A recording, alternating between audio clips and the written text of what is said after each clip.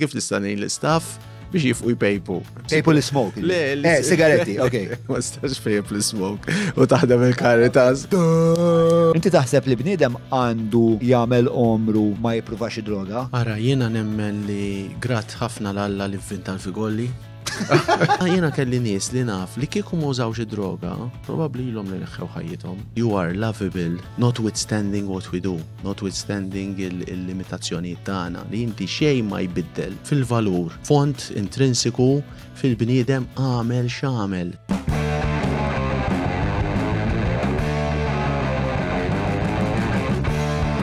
Bil-defaw ngħidu kemm għall-buzz. Min waħda neħibu tnejn. Ma nifhmux dwar x'qadrednu. Nistaqsu kif u x'fatta u fejn. Il-Podcast tal-ġar! Il-Podcast tal-ġar! Mela, tlaqna? Merħba l-episodju tal-podcast l-lum miegħi fl-studio għandi l-Anthony Gatt. Anthony huwa id-direttur tal-Caritas. Ħanitħattu dwar, ovvjament, dak ix-xogħol importanti li għamlu l-Caritas fil-komunità u fis-soċjetà tagħna, però ukoll dwar Anthony li huwa mħareġ bħala psikologu, x'inhu huma l-filosofija teoloġija li twaslu biex jagħmel dak li jagħmel, ħajtu kif biddilha reċentament għax anke wkoll kellu huwa l-sfidi tiegħu u permezz tal-sport u permezz tal-fidi tiegħu kif ġestihom. Għandna wkoll dibattitu dwar il-liġi tal-marijuana, għandi mistoqsijiet dwar il-pożizzjonijiet tal-Caritas li m'iniex ċert minnhom u għandu l-kritika ta' kif din il-liġi ġestita wkoll, insomma tħaddidna dwar da. Qabel ma nibda nixtieq infakkar li hawn numru ta' sponsors li huwa żgur grazzi għalihom li nkunu nistgħu flimkien mat-tim nagħmlu dan il-podcast. Ġimgħa wara ġimgħa nixtieq nirringrazzja lil Browns, lil Maple li provdulna sourdough, grazzi wkoll lil ESS infakkar li bħalissa hemm dokumentarju id-dur tiegħi il-Ways of Ġael tlajna sa Brussell ħadna baż kbir nippruvaw nifhmu l-Unjoni Ewropea kif taħdem, ħanitfgħu il-ħolqa fid-deskrizzjoni x'imkien hawn taħt. Grazzi wkoll lil Apex Media tal-għenuna bl-SEO, il-Garmin li llum daħlu naqra fil-konverzazzjoni tiegħi u ta' Anthony mhux ħażin. Skużawni, għax huma biċċa għodda ferm utli jekk inti trid ittejjeb ir-relazzjoni tiegħek mal-atletiċiżmu, apparti li huma ovvjament sexy.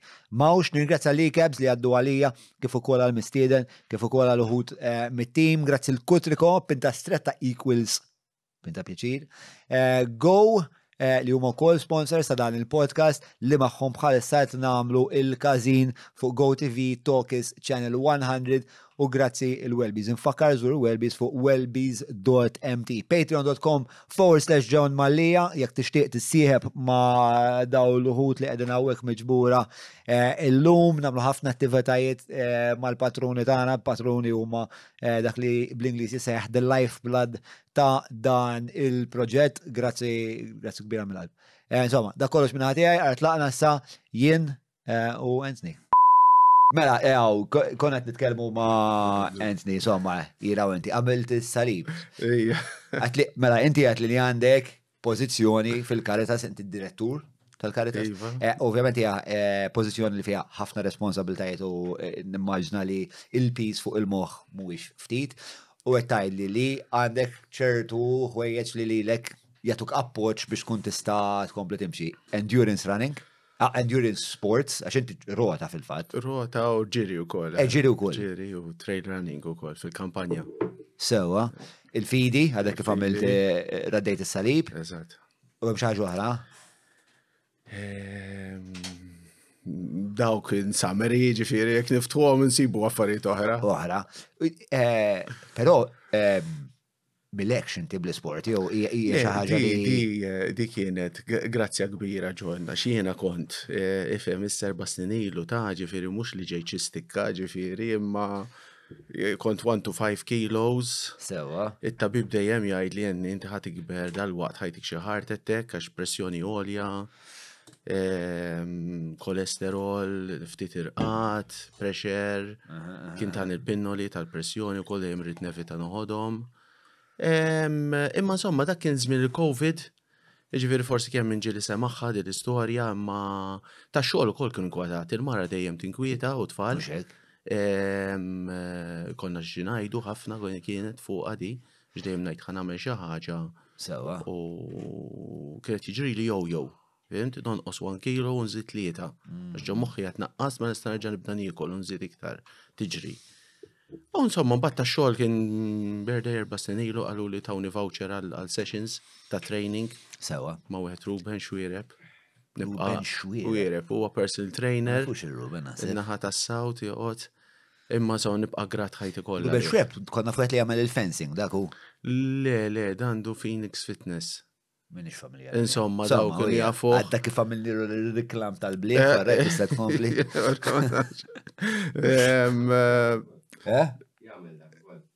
Dak ukoll Ruben. He's a very humble person. Insomma, u jien dawk fi żmien il-COVID so sessions fil-ġimgħa. Ta' home online kind of sessions. Dak hu. Dakku, iwa. Dak kien jagħmel il-fencing. Ma nafx jiex kien jagħmel, sorry. Mela, punt ta' interess żgħar dwar Ruben Xwiereb. Ruben Xwiereb kien ikun magħna meta konna nagħmlu l-Evangelisti. Kien producer magħna fuq l-Evangelisti. Iwa, jista' U kellu dal-ostra 4x4 u ma nafx ma qatx dal-4x4. Jiġifieri kull ħaġa immaġinabbli imma dil-4x4. Kien jisa tiftakru dak il-handbag ta' Mary Poppins li joħroġ kollox minna il-4x4 ta' Ruben kienet il-handbag tal-istra. Ma konx naf l-imbena da' ġek, issa. Ġifiri kienu jaffuq xaħat mill-xogħol ġifiri u batuni għandu. Il-mara tajċ kemm irrabjat.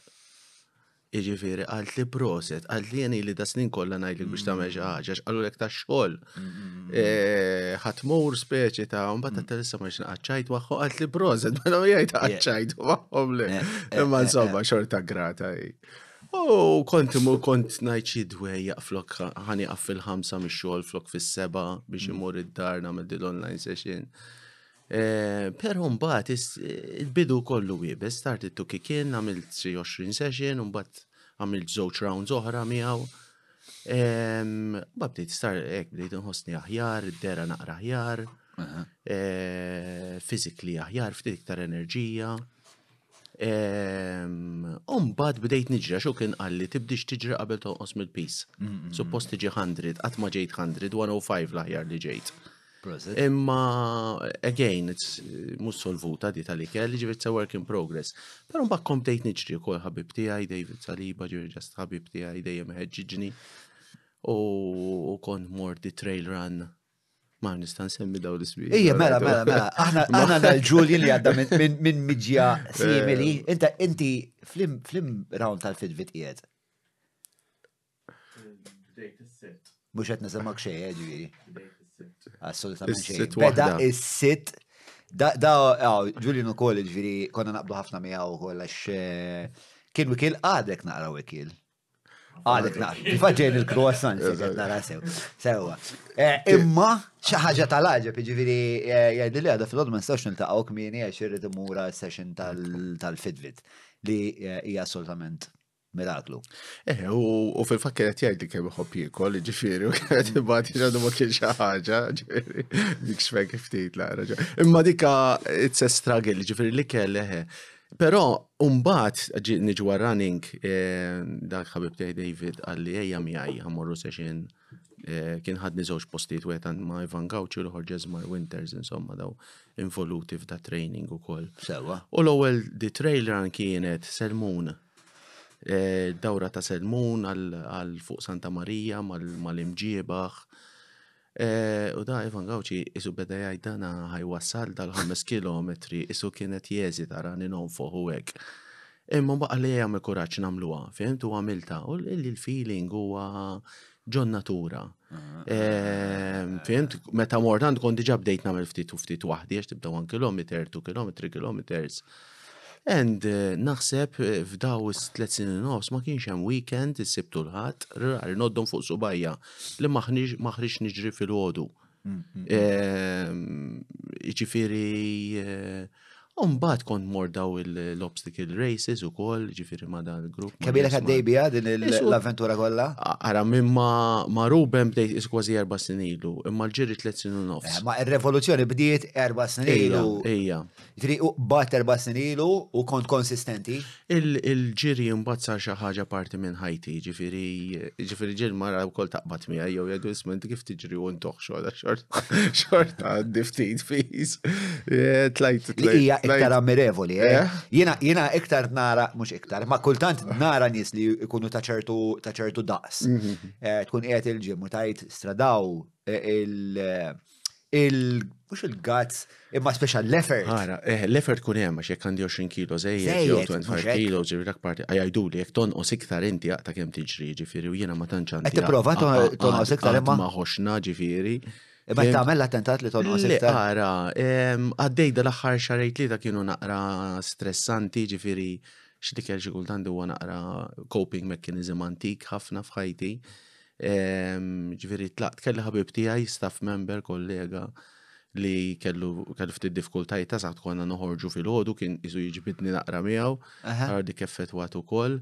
Pero yes, it's a constant target, ġifiri every day is a new day, konvint la ħarna xili. X'metodi tuża biex tipprova tnaqqas il-pis? Per eżempju il-fasting. Ejja, di xi ħaġa li xi ħaġa li qed nipprova 16 hours jew anke iktar nikol darba fil-bidu tas-sena tat-tissa ħanamel biex noqqos drastikament.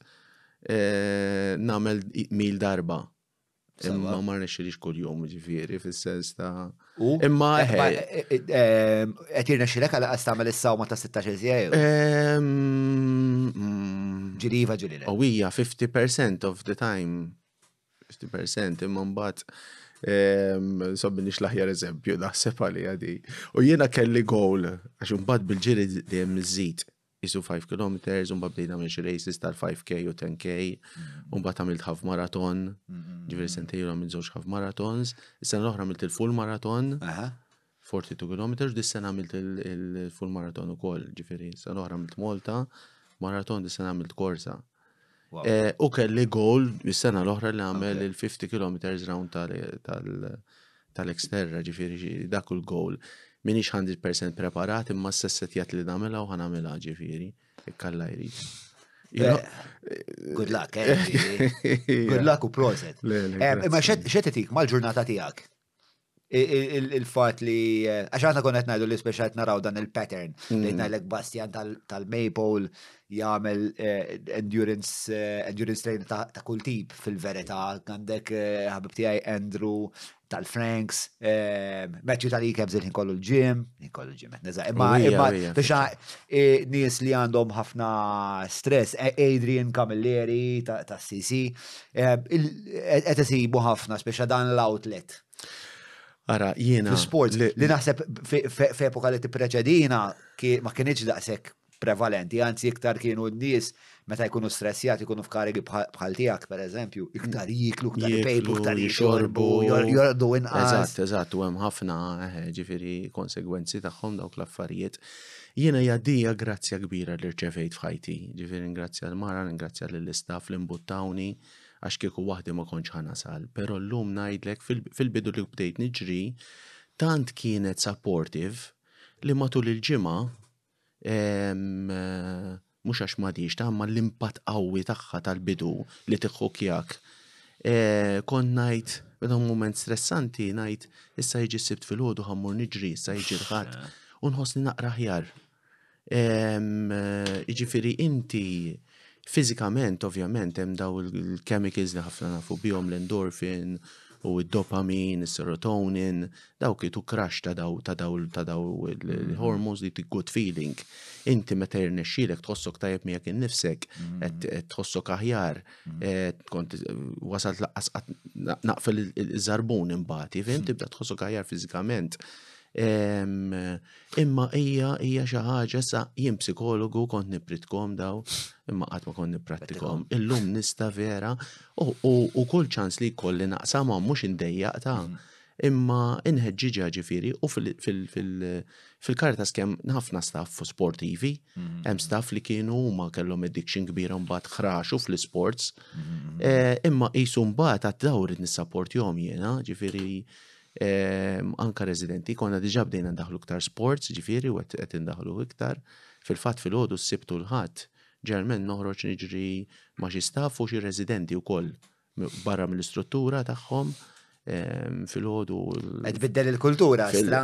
Hemm da impatt hija fuq il-leader jgħidu l-ħuta tinten jew tfuħ minn rasa dejjem, ġifieri qabel ukoll kon dejjem l-uffiċċju pastizzi qassatat bizzezz dawn. Issa proibizzjoni fuqhom jew? Le, imma tiġri b'mod qisu inkonxju, fimt? Minix nar meta jġibu xi ħaġa, ħajġibu rap jew salad. Issa qatt ma tilhom di ġibju xi iktar pastizzi. Imma l-awareness ovvjament tinfluenza tkun role model, ġifieri teffettwa b'mod tajjeb u l-blind spots.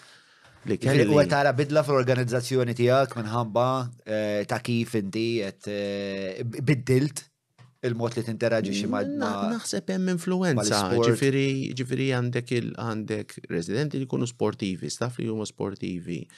Jekk id-direttur huwa sportiv u ta' interess, ovvjament daw ħajjieħdu, per eżempju. Mela lek inti. Jistajju s-saħħat jak ġod. Niprofa nħu kredit fejn istajjena. Pero ħan semmi xi ħaġa forsi niġu għalija għax il-Caritas nagħmlu ħafna affarijiet ta' sports bħalissa wkoll. Rrid insaqsik fuq qabel ma nibqgħu sejrin x'imkien ieħor. Semmejt id-dopamina, semmejt l-endorphins, l-idea ta' runner's high. Esperjenza inti? 100%. Ġeneralment wara race li tagħmel maximum effort, ġifieri tagħmel maratona, il-ġurnata kollha tkun qisek. Jiena droga qatt ma ħadd, ġifieri l-ikel id-droga tiegħi, ġifieri sustanzi jekk ma ġejtx exposed għalihom. Imma l-feeling jien naf li inti wara dik ir-race tintefa' ma tkunx tista' torqod, imma dak l-uġieħ.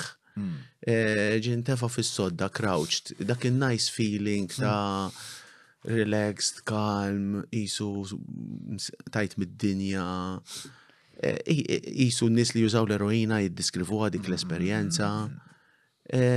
Kważi nġi emozjonat, għax tantu feeling sabiħ. Kelli kol wieħed mill-residenti l-lum qed jagħmel affarijiet sbieħ ħafna ġifieri. Tajt fuq Miguel naħseb. U hemm oħrajn ġifieri, persun ma nafx nistax insemmi ismu. Imma dadu kif dar ma Sardenja ġifieri u bil-ġiri. Bil-roti, roti u kapitlu ieħor. Pero da meta spiċċa mill-programm intefa' fuq downhill mountain biking kien diġà jagħmilha qabel. Thrill seeker mela. U hija thrill seeker kbir kapaċi nsellimlu naħseb. Naħseb ma jiddejjax ninsemmi ismu Silvio jismu. Imma da ġieli tkellem pubblikament ukoll. Da kien qalli, kien hemm grupp li jmur bir-roti u da qalli ejja qed ma' grupp nagħmlu da downhill bil-roti bil-mountain bikes, inkun għadni nibda wkoll u mort magħhom nispera biex iddifqalek moħħok. Le, għaxej vera qed ġob il-fatt li qed nesploraw spex ta' affarijiet fil-moħħ li jistgħu jiġu triggered mill-ġisem. Li il-bniedem speċa jista' ċertu nuqqasijiet jimmitighom b'affarijiet li għandu għad-dispożizzjoni tiegħu mal-ewwel. U għalek qed insemmihom tax naħseb li bniedem jimisma daw l-affarijiet ħajjinu ħafna. Da kontant ma daw kienu jisuqu sew il-mountain bikes u downhill u hekk u mort magħhom ġifieri kien hemm xi kollega wkoll. Dana nżilna bidaw ir-roti ġifieri mill-imtaħleb sa miġra l-ferħa. Kelli naqra gear to protect ġax trembilt sew ġifieri. U daw fit-tarf tal-irdum u insertajt kien hemm waħda neighbor tagħna da għalt li inti qiegħed hawn speċi ta' għalt li l-mara taf x'inti tagħmel. X'kontek fit-tarf tal-irdum. Nisma' nifżamilhom nibdew rotaw quddiem jiġru. Nżilt nitrebbel huma jitqu bija ġifieri. It was a thrill. It was waħda mill-ikbar thrills ta' Ġajt ħajti. għamilta? Dak l-intensità li ma rġajċ għabela Imma mħajja li terġa' tagħmilha. Ġifieri jasal iż-żmien ukoll. Jasal iż-żmien ukoll. Fil-fatt għattilhom minna u intom ressaqtuni ħafna lejn Alla, għattilhom ħammur għawdex għand il-Madonna ta' Pino biex ringrazzja li għadli ħaj. Ġivew, daħqu sew bija, ma ġitu very friendly. Imma għandi gratitudni ħafna l-esperienza. Isu, hemm sens bir ta' komunità u bejnietkom ukoll. Jiena, ifhem, da mhux l-isport tiegħi, għamilt sports differenti, però darba fis-sena pereżempju mmur il-Garmin jagħmlu din it-telliqa fejn ikun hemm ħafna disċiplini ma' osra jkunu d-distanzi, 5K, u isa ikun hemm atmosfera vera ġovjali, ta' isa familja kbira, vera nħogost mur purament biex nara irnexxilhom jagħmlu xi ħaġa vera partikolarment sabiħa biha dik. U iktar ma tidħol fiha, ġifieri fil-fatt għalhekk anke mal-istaff għadna daw ir-resident li nesponuhom għalihom, jiġifieri fil-fatt għandna llum nies li morru ġieli bħala Caritas, bħala gruppi għal daw l-events. Imma mbagħad minnhom jiggradwaw jimxu l-qudiem imma tarhom, ġifieri daħlu ma' dak il-grupp, U dawn huma healthy crowds, ma m'hemmx droga, għax daw kulħadd irid jimprovja u jagħmel iktar ħin, jagħmel iktar distanza. Ġifieri it is one of the għal min għadda minn addiction, ġifieri hija inkoraġġita ħafna li jidħol f'daw l-affarijiet. U inti il-running, tista' tibda bil-mod, il-ġisem inkredibbli kemm jiflaħ, ġifieri. Kont sorpriż nimmaġna inti b'kemm inti kapaċi sta tiġri. Għan-nies jiskantaw ukoll, ġifieri, kif tagħmilha, imma ovvjament biżmien u bil-mod il-mod hemm metodu wkoll, ġifieri. Is-self-esteem tiegħek improvja? Ġifieri id-dera ovvjament ħossni aħjar. U fil-fatt waħda mill-pressures li għandi Ija meta daw l-events tilbes flok tal-event, ġemmet kun laqsikat. Lajt marriċ nagħmel event oħra b'dik iż-żaqqa. Kun naqra motivator, s-saddi. Imma insomma. U għatir tajjeb ukoll. U għatir tajjeb. U li ma semmejċ it-trail running, mbagħad hemm il-ġiri fil-kampanja. X'in id-differenza bejnietom? Le, flok road running fuq it-tarmac. Sewa. Tiġri fl-imħarbat. Jiddeja ma sumet li trail running kien fl-imħarbat. Fl-imħarbat, eżatt. Ekku, trail li tal-eksterra u ta' għawdex hija trail run, l-ikbar waħda f'Malta, 50 kilometers l-ikbar li għandhom. Hemmhekk għandek livell ta' meditazzjoni, ġifieri jiena ġieli meta bdejt inżid u ġieli mort waħdi, ġerment nħobb nisma' mużika minn insomma, u nagħmel xi satejn niġri fil-kampanja. Ġieli tispiċċa, u mbagħad trid tfakkar lilek innifsek nibda ngħid orajt jien nisimni Anthony, orajt naħdem Caritas miżżewweġ għandi tfal, għax tant inqata' għax inti fi trail running saqajk inti trid toqgħod attent ħafna fejn ħadd itfal pass. Għax hekk qed tiġri fuq il-ġebel, tista' tilwi saqajk, trid constant focus. Dik il-focus tiġi qisha meditation in the here and now. Fint? Tgħix il-mument mod sħiħ. Ġieli nsipruħi nibki waqdaw il-ġerijiet, ġifieri bil-ferħ, b'apprezzament l-Alla għal dak li tani. Hija esperjenza spirituali ħafna, ġifieri. Dawn l-affarijiet li qed tagħmel qegħdin timplementawhom bħala parti mill-protokoll għall-kura ta' vizzi, tal-affarijiet li qed ibatu minnhom in-nies li qed jiġu għandkom. Ara San Blas, ġifieri San Blas fejn għandna l-ikbar komunità terapeutika, ġifieri fil-istruttura kważi għandhom kuljum sports fil-għaxijiet. Jew futbol, jew gym, jew għandna xi volontira wkoll li jiġu, għandna nies ta' Sport Malta wkoll li jiġu. Ġifieri anke fiċ-ċentru tal-adolescenti tal-Ibwar jibdew kuljum xi ħaġa sportiva filgħodu. Ġifieri barra mbagħad li għandhom affarijiet bħal adventure sports, ġifieri fil-ċentru stess għandhom obstacle course, jagħmluhom kif għamlu jumej camping completely, off the grid. Daw l-events tal-5K, half marathon kellna residenti, ġifieri li jitlu fihom, ġieli għamilna xi 5 obstacle course races ukoll, pal grid u taf mader dak it-tip ġifieri. Meta jkollok xi ħaġa sabiħa bil-forsi taqsam ma' John. U dal-aħħar sena wkoll anka f'kuntest ta' prevenzjoni mid-droga għamilna din l-attività Caritas Run for Life li hija vera hija fundraiser għax ġib il-fondi dak li jkun jagħti donazzjoni biex jipparteċipa. Però hija wkoll attakk forsi nistema aggressiva indirizz biex inti tħeġġeġ in-nies għall-attività sportiva għax hija prevenzjoni kbira kontra negative coping mechanisms, ġifieri yes, hija saret parti mill-ħajja. Meta ili miss? Fil-fatt mhux il-12 ta' Mejju, mhux il-bot, ġifieri kważi xahar ieħor. Għandna naqra nkwiet li ġifieri ma ġinti ħafna planning għalija. Mhux hekk? Fimt, ġifieri imma qed nimmiraw isu għall-fruħ. Sewa. X'inhu l-inkwiet? Li għax ovvjament San Blas għandu limit da titlaq mill-ground ta' San Blas, minn qudiem il-ground, u tidħol ġewwa San Blas hija opportunità wkoll unika li dak li jkun jidħol ġo San Blas għax San Blas huwa ristret ħafna. Imma insomma ħanaslu sena l-oħra kellna minn mitruħ jipparteċipaw. Wieħed loġistiku?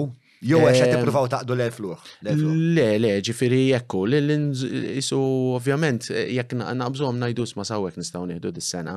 Ovvjament għandek jiġu ta' health and safety u ta' planning u ta' x'nagħtu t-shirt tal-okkażjoni u medalja. Imma kalla jrid, ġifieri sena l-oħra kienet well attended. U kemm ilkom tagħmlu għadi? Di f'Ottubru li għadda saret l-ewwel waħda kienet. Iva, it was festa ġifieri, festa ta' ħajja. Ħafna nies tkellmu fuq il-ħaj naturali għax inti għandek il-parteċipanti minn beda l-ewwel darba, il-parteċipazzjoni tar residenti li qed jippreparaw il-grounds li qed jiġru. Kellna ħafna għajnuna minn sponsors. Kellna banda wkoll ta' wieħed Jonathan, ġifieri kien għamlet atmosfera. U wieħed banda hekk bħalma naraw fil-festi ġifieri. Fil-festa hija u DJ. U resident jifhem ħafna fid-donuts, għamel xi ħames fid-donut, tiġi lura. Julian Sandy. Kellna l-banana wkoll ta' donuts biss, u donuts imbelaw. It was a feast, kien hemm resident għalli jiena insejt kull festa li mor dejjem ħad droga, għalli dik kienet l-ewwel festa li mortu ma ħadx droga u ħadd gost ħafna. Għandek rwol sodisfaċenti ħafna inti fis-soċjetà. Meta tisma' dawn l-affarijiet, meta tara dawn l-affarijiet qed isiru, nimmaġna li min ikun qed jipparteċipa jkun qed jgħinek torganizza wkoll ikun qed iħoss motivazzjoni kbira li jikkontribwixxi lejn xi ħaġa daqshekk sabiħa. Il-sabiħ fil-Caritas hija il-qalb, il-fjamma, ġifieri. Caritas fil-fatt hija kemm bil-Latin tfisser imħabba in action. U nsellem ħafna staff volontiera li meta tiskopri xi ħaġa sabiħa ġon trid taqsamha bil-fors. U beyond l-sports, ġifieri anka li tagħti. Fimt hija waħda hija wkoll xi ħaġa li nħeġġu. Ġifieri l-istaff kważi kollu jagħmel xi ftit volontarjat tal-Caritas. U qiegħed hemm ovvjament hemm l-istaff li huma mħallsin, ovvjament xi kultant konna struggles għax il-pagi xi kultant mhux dejjem ilaħqu mas-settur privat jew mal-gvern. Però ġifieri min qiegħed hemm għax sab skop fl-imħabba li qed jipprova jgħix fl-imħabba u skopra il-privileġġ sabiħ u the pure joy of living. Meta inti tagħti xi ħaġa lil xi ħadd li qed tgħinu li ħareġ minn saram, minn vizzju jew minn problemi soċjali oħra li weżintu ftit minn dak it-toqol. Naħseb li inti tagħti li tkun tajnuna fis-soċjetà tiegħek hija xi ħaġa li tirreżona bioloġikament magħna bħala għax aħna annimali soċjali fl-aħħar mill-aħħar. Allura inti meta tħoss li inti qed tikkontribwixxi biex ikun hemm dan l-ispirtu soċjali, naħseb hemm parti minnha li l-evoluzzjoni ħmiet ġovina biex aħna nħossuna tajjeb li qegħdin nagħmluha u inti meta tħossok frabta mal-bqija tal-komunità. Ngħid għalija jien inħossni kważi muwaħħad kif tajt isni. Qed nitkellmu fuq affarijiet profondi, John, jiġifieri. Li inti tgħixhom, li inti tara nominazzjoni f'ħadd ieħor. Ġifieri propju kif qed tiddeskrivija inti li inti l-ispiritualità hija li inti kollok skop kbir fil-ħajja li filgħodu jqajmek ċertu entużjażmu u il-connection li għandek ma' xi ħaġa li jikbar minnek. Issa tista' tkun sens ta' Alla fl-oħrajn. Għax din hija t-tieni ħaġa mela. Ħanaqbdu d-digressjoni l-oħra issa li hija li inti bniedem spiritwali, inti bniedem reliġjuż li r-reliġjon lilek tagħtik il-kuraġġ, forsi l-enerġija, l-entużjażmu biex tikkonduċi ħajtek bil-mod li tikkonduċiha. Naqblu? Iva. Mela, għajdilna naqra fuq dak l-element, dik id-dimensjoni tal-ħajja ta' Di isu deħlin fija xint kontet tissemmi di li tħossok one with something bigger than you. Fimti, mwaħħat ma xi ħaġa sħiħa. Imma jiena waqqafta mal-komunità. Inti mbagħad estrapolajta u qed li isma' xi ħaġa ikbar mill-komunità li għalik huwa id-dimensjoni spiritwali. Issa, jina li daw li għadek kifattu ħaġa l-istess ħaġa, ġifiri. Ovvjament, bl-spiritualità b'mod wiesa huwa marbut ma li kollok skop fil-ħajja u li inti tkun connected ma xi ħaġa li jikbar minnek. Ovvjament hemm ħafna reliġjonijiet, jiena nisrani u niprattika, ġifiri, kattoliku, u nsib support kbir fil-fidi nisranija. Però għek qed nitkellmu fuq spiritualità u reliġjon. Għaw min jgħid isma' jiena bniedem spirituali ma minix reliġjuż li tista' tkun. Jiena bniedem spirituali u reliġjuż għax isu reliġjon nisranija nara l-libsa li tlibbes l-spiritualità kif ngħixha. Imma l-spiritualità b'mod wiesa hija di li inti tħossok connected ma' xi ħaġa li jikbar minnek. Issa, spera ma ngħid xi erezija jien nitkellem, imma kif nifhem Inti m'intix teologu, imma kif tifhem inti bħala bniedem li tesperjenza il-ħajja. Eżatt. U jiena wkoll dħalt f'komunità wkoll dejjem kont reliġjuż. Forsi minn tkun dejjem.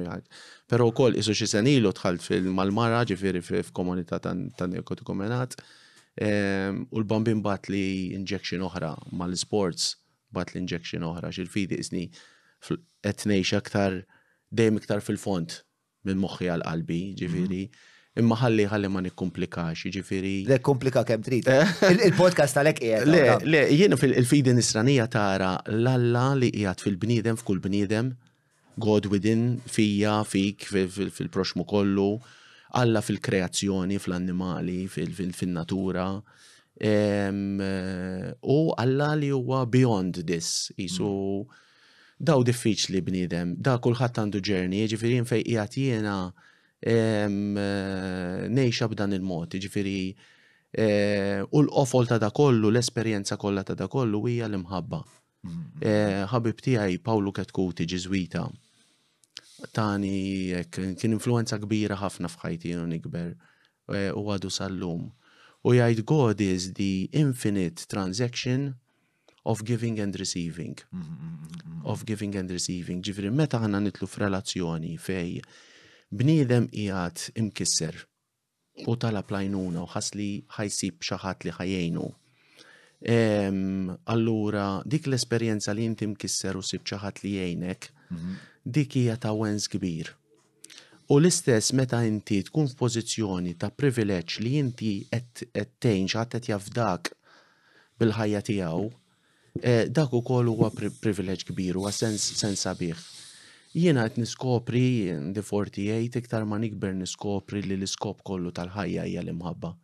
Issa tistgħu min jgħid tgħix falla, tgħix fil-imħabba bil-mod kif qed nispjegaj dan huwa kif qed niskopri jien jew ngħix jien. U hija esperjenza ma tnaqqas mis-salib, ma tnaqqas mid-batija, ma tnaqqas mill-problemi, imma Ewa mod kif tgħix f'ħafna kuntentizza wkoll f'paċi fil-qalb. Jiġifieri notwithstanding diffikultajiet kollha li bniedem tiltaqa' magħhom jew tgħaddi minnhom, tgħix b'ċertu serenità. Jiġifieri il-fidi hija riżorsa kbira ħafna għal bniedem biex ikun jista' jkampa fil-ħajja. Ovvjament ħafna nies illum il-ġurnata jsibu ħafna diffikultuża li jkollhom il-fidi, speċa qed tikber din it-tendenza li l-bniedem iktar ma jiskopri fuq xjenza, iktar ma jsir razzjonali.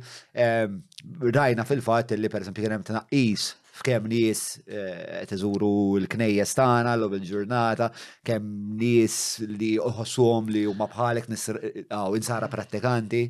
Ara, John, naqbel miegħek u ma naqbilx. L-att spiritwali huwa font ħafna fil-bniedem li kollu skop, li kollu connection. Naqbel 100%. Dak huwa xi ħaġa li hija qawwija ħafna. Aħna semmejna daw il-komunità tar-running u trail running. That is a spiritual experience. Jiġifieri, how the guy. Laqqa xejn, le dawn huma affarijiet li jiena naħseb dwarhom tal-inqas darba kuljum. Alright. Jiġifieri l-għaġġ spiritwali huwa font.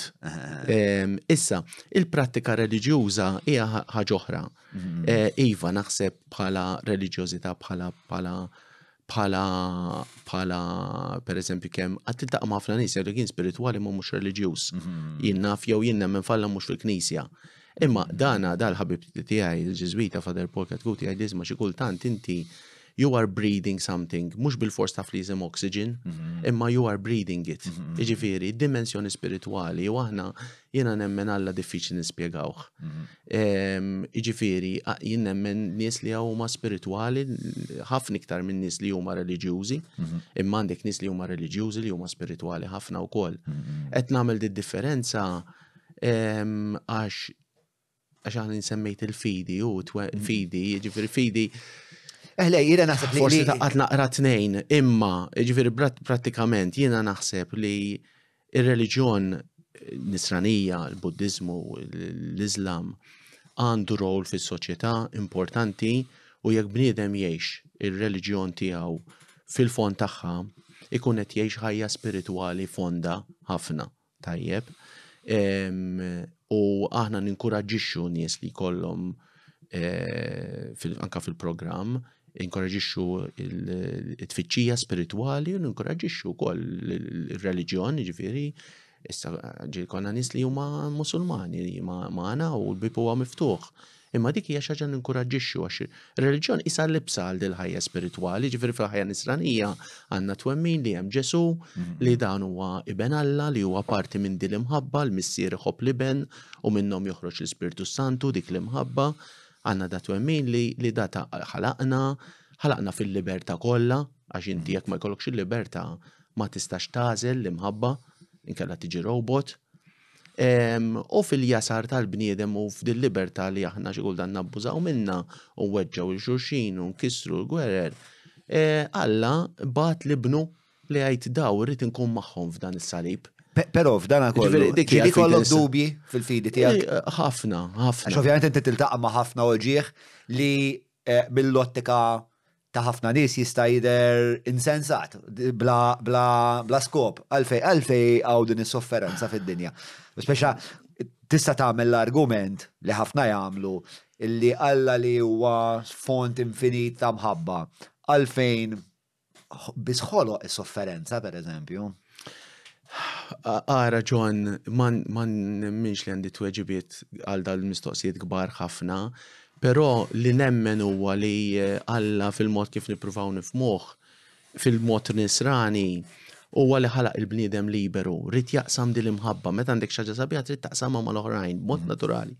Il-ħajja dejjem tagħti, ġifieri anke fuq bil-livell bioloġiku we are constantly il-bioloġija kollha u l-ġenetika towards the procreation and the giving of life. Jiġifieri hija constant. Issa jiena nemmen fil-ċokon tiegħi li Alla din imħabba li kellu rrid jaqsamha, rrid jesprimiha.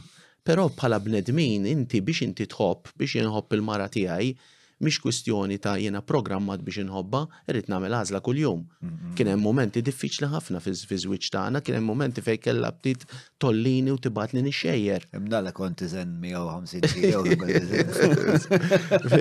U ġieli, fimt, ġieli għalt li għajjajtni, reħles minnek, ma stax tinbidel, taħdem ħafna sigħat ta' twil kemm żminijiet. Imma hija għamlet għażla biex tħobbni u jien l-istess. Fimt, dik ħatamilha b'għażla. Jiġifieri biex tagħmel l-għażla trid tkun liberu, issa meta tkun liberu ovvjament tista' tagħmel ukoll affarijiet negattivi li jkissru. Jiġifieri waħda ma tmurx minn l-oħra. Issa l-fejn ġejnek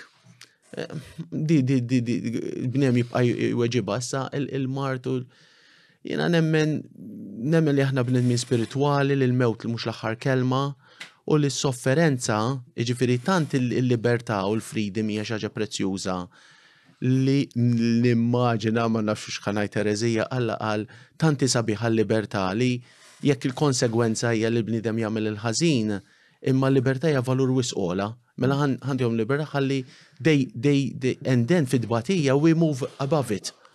Jiena bħala filosofija naħseb iktar nappartieni u mhux mod nikilistiku, ġifieri li ngħid mela kollox ta' xejn, li naħseb hija pjuttost il-ħajja tagħna determinata minn affarijiet bħal kuntest soċjali tagħna, mill-bioloġija tagħna, u allura spiex ta' l-argument ta' free will jiena aktar insibni fuq in-naħa ta' inti tħoss li għandek free will u tajjeb li tħossa dik il-ħaġa għax inkella ħatħoss li isma' m'għandek ebda aġenzija fuq ħajtek u allura għalfejn jiena se nimmotiva ruħi biex pereżempju nitlef il-pis jew noħroġ niġi jew noħroġ bil-vizzju ieħor ikraħ tal-kokaina pereżempju.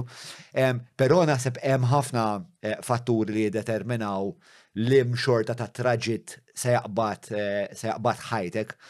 Ma naħsibx li eżatt huwa Suġġett għandi komment imma. Jek tixtieq komment bil-qalb kollha. Ara jiena nemmel anka residenti ngħidulhom aċċetta li impossibbli tieqaf. Fl-istess ħin taqtax qalbek li ma tistax tieqaf. Jiġifieri qed nitkellmu fuq realtà qiebsa qed aħna nippruvaw nifhmuha. Imma residenti ngħidulhom jekk int għandek addiction qawwija fuq l-eroina, fuq il-ħaxixa, fuq il-kokaina, u inti provajt darbtejn tlieta programmi u kellek bżonn tidħol l-isptar Mount Carmel, kellek konsegwenzi, spiċċajt il-ħabs, ġej provajt. Aċċetta li jekk di addiction u hija mostru kbir, mela aċċetta li hija tinħass li hija impossibbli. Ħalli inti jekk tirrilapsja, mhux tkisser lilek innifsek u tajt mela ara jiena tarrimi. Jekk qed tiġġieled Mike Tyson qatt ma mort tal-boxing kif tippretendi li tirbaħlu. Aċċetta li iva dini kbar minnek u tinħass li impossibbli toħroġ minnha. Huma jgħidulna x'inti tgħid li, jiġifieri inti tgħid li ħanibqa' hekk ngħidlek isma' le aċċetta ħalli meta ma jirnexxilekx ma tkissirx lilek innifsek, ma titfax lilek innifsek ta' self-destruction. Aċċetta, kun compassionate miegħek li isma' qed tiġilet mostru kbir f'ħajtek. Fl-istess nifs, xi ħaġa l-kontra. You can do it u taqtax qalbek. Daw morru eżatt kontra xulxin. Imma rridu ngħixu magħhom flimkien. Il-free will u mhux free will, ma affarijiet li kkondizzjonawni li 4 snin nitrejnja u nagħmel ġiri.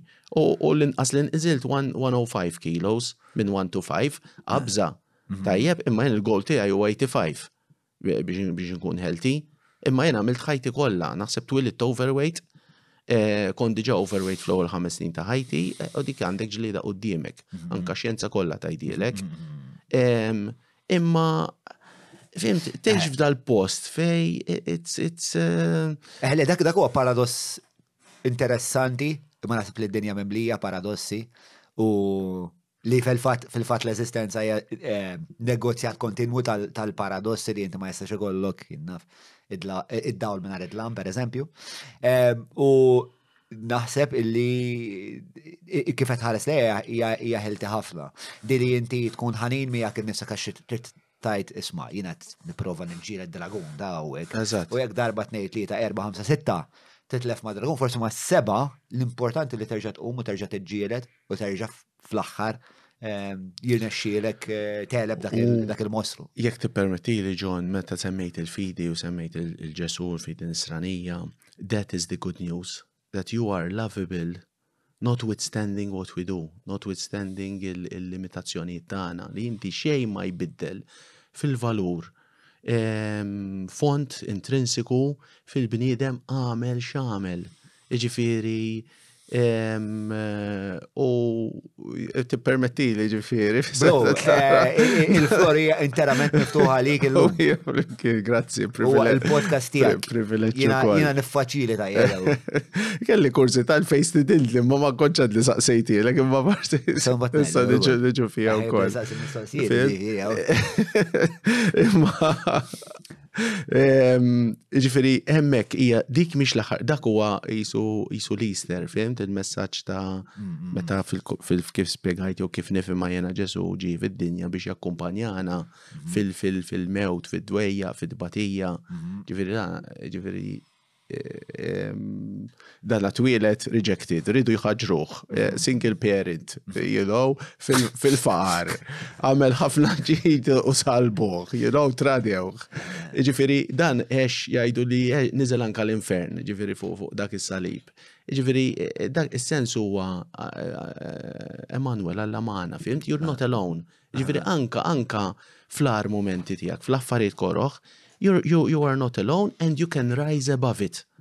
You can rise above it. Ġifiri anka tbatija tieħu dimensjoni li hija tqila ma tlaqqas xejn minnha, imma xorta tista' wkoll tgħixha f'ċertu paċi. Naħseb li meta d-tbatija tieħu sinifikat, naħseb hemmhekk id-tbatija tiġi mhux biss xi ħaġa li tista' tittollera, imma li meta tħares leha tista' tifhem li minnha jista' jitnissel progress fl-iżvilupp tiegħek.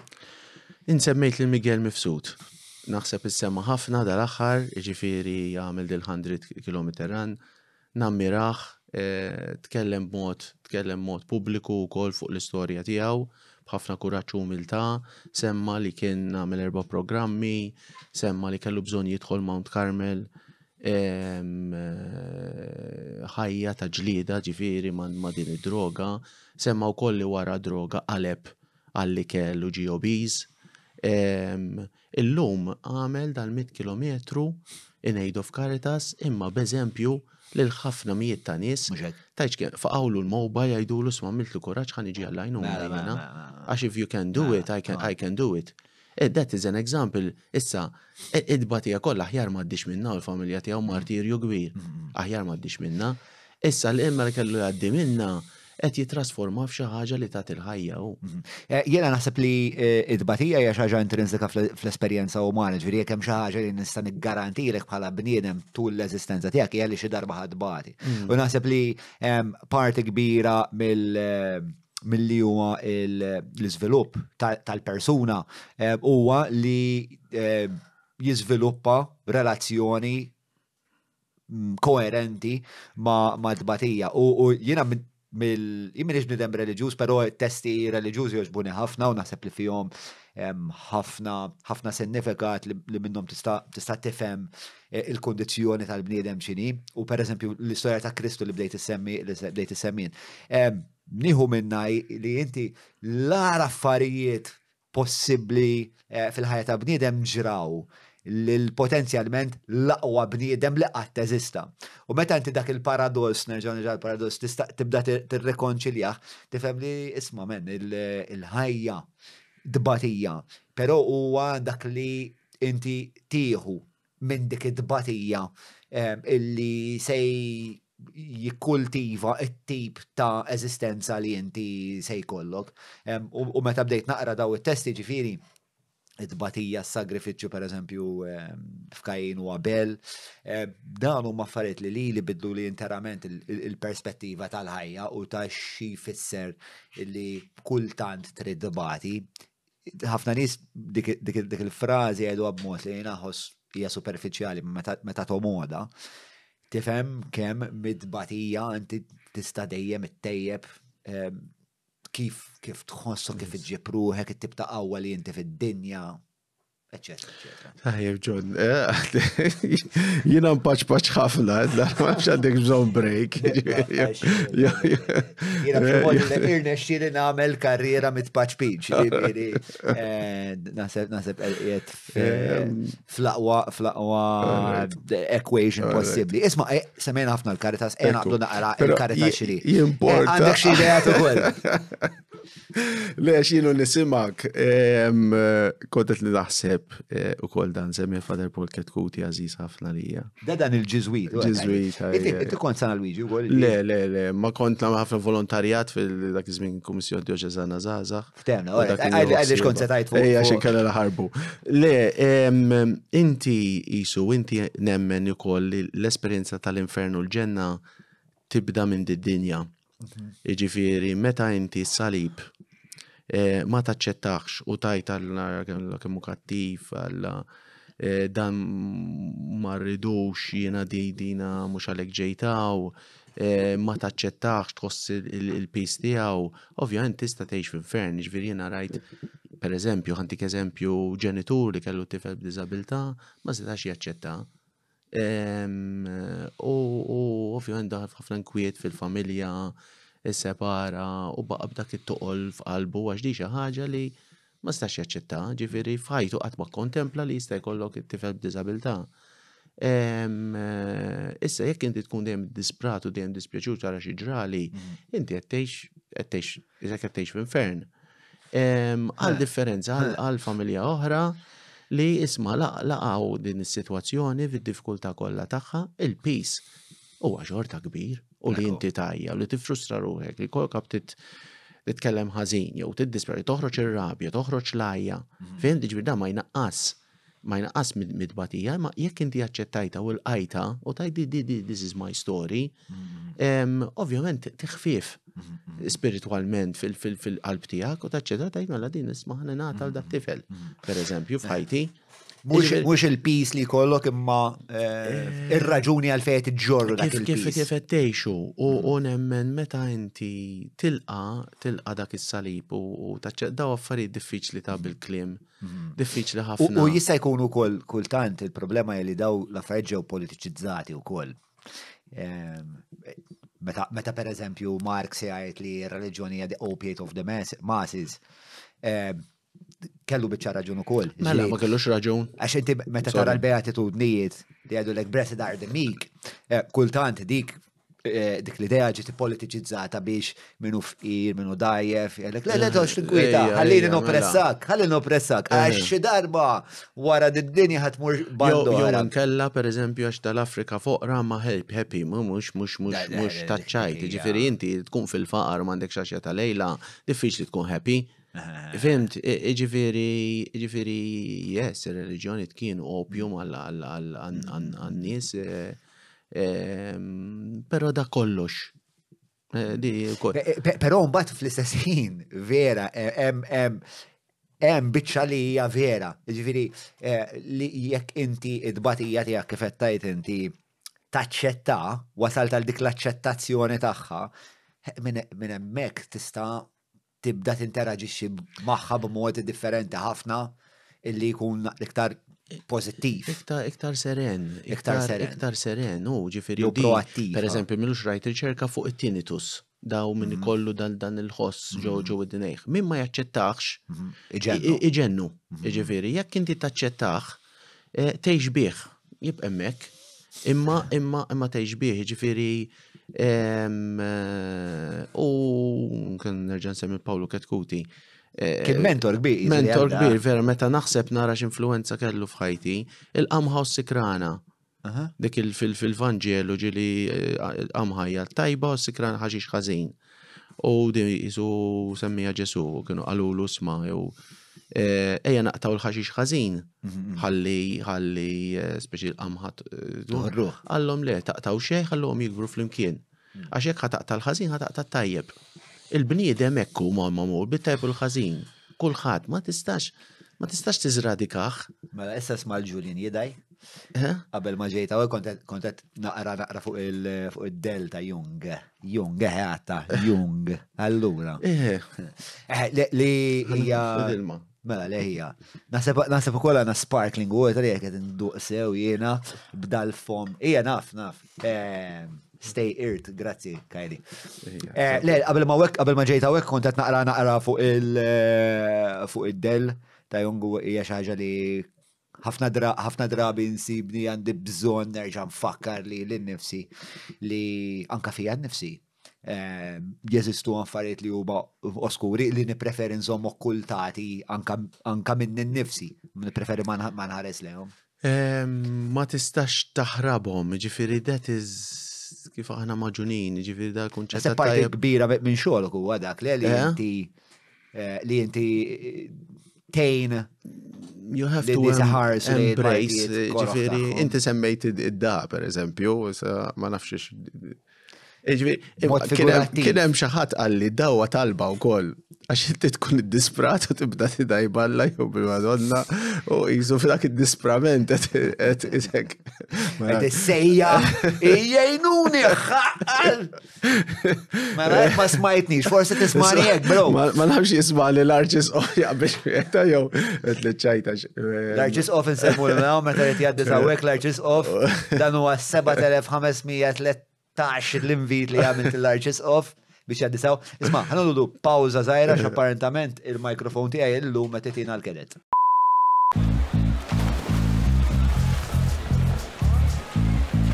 Dive into a simple health check, body mass index and more for just $19.99.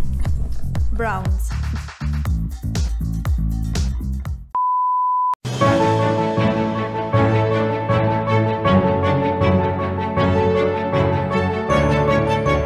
Il-ħobża tal-Malti, il-ħobża tal-Maltin, minant il-Maypole. Xtaq tagħmel kjarifikazzjoni, tlaqna. Fuq di tal-da. Tad-da, grazzi tal-kafe wkoll, u tal-ilma. Nirringrazzjaw minn hawnhekk lil Ġajel u lil Kajli li qed jagħmlu biċċa xogħol fenomenali. Grazzi ħafna. Li jgħinu lil kulħadd, mhux lilna biss anke lil Patreons tagħna sabiex iħossuhom mill-qwajn. Ma għandek team hello, John, ek, il-sintat l-uffiċju, ek. Biċċa kbira minnhom. Dejjem ikollhom. Hemm xi nuqqasijiet, però kollha jippruvaw. L-smile u l-sens ta' servizz u ħaġa sabiħa, jekk inħossni vera gratu kolli jagħtaw. Tħossok naħseb tħulin ħafna. L-ambjent huwa hekk relax ħafna and it's really nice. Jiena nsegwik jiġifieri, allura isu mod li tara minn fejn tkun hawnhekk. Jiena hekk nippruva nagħmlu, isu każinek imma bil-microphones u ħaġa sabiħa ħafna. Bil-kameras ħalli ma nafx, ankax m'għandix ħajja soċjali jien ġifieri. Allura din hija l-ħajja soċjali tiegħi. Għadhom flimkien. Għadhom flimkien. Li huwa assolutament privileġġ. Proset, nifmek. Namlu din il-biċċa xogħol tal-kjarifika tad-da. Kien hemm ukoll terapista li f'da sens poġġiet id-da bħala talb għax inkun qed ngħid l-infernu l-ġenna nemmen li nibdew minn hawnhekk. Sewa. U jien ma ninkoraġġix id-da sewwa. Pjuttost. Insomma, ġili kun hemm xi ħadd hekk l-uffiċċju jew xi waħda jkun arrabjat ngħidu jekk jogħġbok tidajx, imma rari ħafna, ma dak li jkun ħalli ma nikkomplikax. Jiġifieri il-general ferment tgħixu maw. Meta inti ma taċċettax dak is-salib, jista' jkun li tgħix id-disprament. Intri meta dak is-salib, is-saram taċċettaħu tilqgħu u tagħmel sens minnu, il-peace ma jfissirx li jonqos, imma qed tgħix fiktar serenità, mhux f'indannazzjoni, qed tgħix f'paċi. Ġifieri issa meta semmejt id-da u l-kunċett li meta bnejn ikun rabjat, id-disprat, fimt?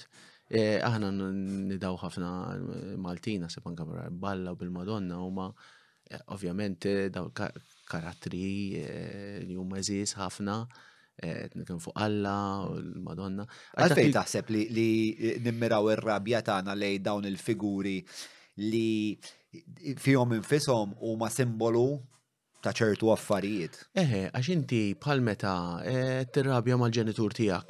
Fimt, tippretendi xi ħaġa li kellha tiġi u ma ġietx u hija tort tiegħu. Mela jien ħan nirrabja għalik. Jiġifieri Ġinti taħseb li ġejja minn rabja li inti tħoss li Alla kellu jipprovdilek. Ekku, ta' expectations.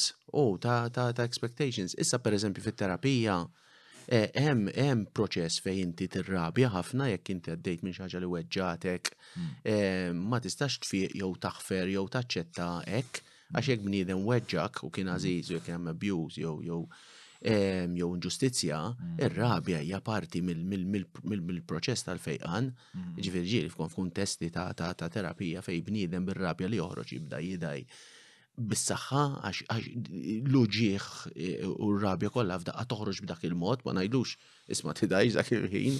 Fimt għax dak huwa parti mill-proċess tal-fejqan tiegħu li mbagħad ħareġ ir-rabja, ħareġ id-dulur. Sakemm mbagħad qed iħares lejn l-esperjenza tiegħu perspettiva differenti qed jagħmel l-affarijiet biex jekk kien hemm affarijiet li tiweġġgħu joħroġ minnhom. Ġifieri f'dak is-sens meta id-da isu jista' jkun talba. Għandu dimensjonijiet differenti. Ġifieri jien naħseb li jista' jkun hemm di isu safety valve. Le, għandi r-rabja għandi bżonn esternalizza u kultant dik l-espressjoni toħroġ f'dawa. Ekku.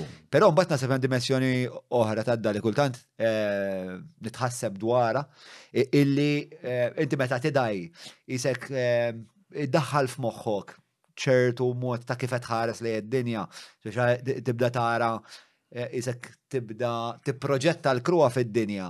U mbagħad dik il-krua terġa' tibda tiġi riflessa lejk u inti isek teħel f'din l-isħaba sewda. Ma nafx hekk hux qed nispjega ħilek sew. Għax għandhom żewġ utilitajiet. U Julian qed jgħid li studies suggest that cursing can reduce the perception of pain. The act of swearing can be a distraction, increasing an individual's ability to tolerate pain and discomfort. Iva, dak is-safety valve. Dak ikun straħ kważi għal minn fuq l-istonku tiegħu. Però mbagħad meta tiġi vizzju u tagħmel wisq minna, naħseb li tista' ssir biex ta' il-mod kif inti tħares lej il-ħajja li hemm entità ikbar minnek u li inti l-ħin kollu f'kunflitt ma' dil-entità kbira. Allura inti fajt li nifsek fl-infern. Dak il-sens, mela meta tilqa' ġifieri hemm fil-reliġjoni Isranija hemm ukoll dak is-sens li inti tfaħħar l-Alla f'dik id-batija. Fimt li inti f'dak daw affarijiet diffiċli ta' fil-prattika bniedem jgħaddi minn ħafna postijiet, ġifieri, ma jiena għaddejt ukoll affarijiet personali tiegħi u anke fil-familja tiegħi ma' tfal li kienu ta' ċertu toqol ukoll. Ġifieri jekk inti tara dak id-batija bħala aħjar ma tiġix id-batija, però jekk tara d-batija bħala potenzjal li inti tiltaqa' miegħek innifsek ma' l-potenzjal li għandek, ma' mod kif inti you go beyond it. Għax inti jekk hemm batija tipprova tagħmel minn kollox biex tnaqqasha, jekk jien għandi kelli diagnosis ta' cancer, bħalissa għandi nies madwari li għandhom diagnosis tal-cancer u ħafna. Jien ma nixtieqha fuq ħadd. Jew għaddej minn chemotherapy nkun inkwetat għalihom. Aħjar ma jiġrux, imma la kellha dik tkun l-istorja.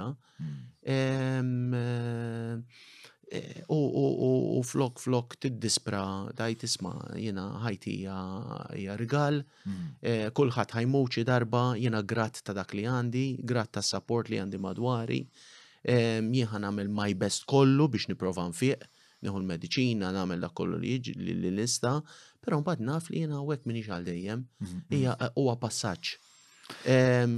Meta tgħixu b'dak il-mod, l-inkwiet, l-abset, ħaj taffa milli tgħixu b'mod inkollu tidaj, inkollu tgħixu dak il-frustrazzjoni f'dak id-dispramentu tajtara xi ġrali għall xbat li ma titkellimx tingħalaq fih nifsek, tixrob, tieħu droga, titkisser, hemmhekk qed tgħix forma ta' infern ukoll. Jida fhem ċertu tbatija li ħafna aktar diffiċli li ittija sinifikat minn batija oħra.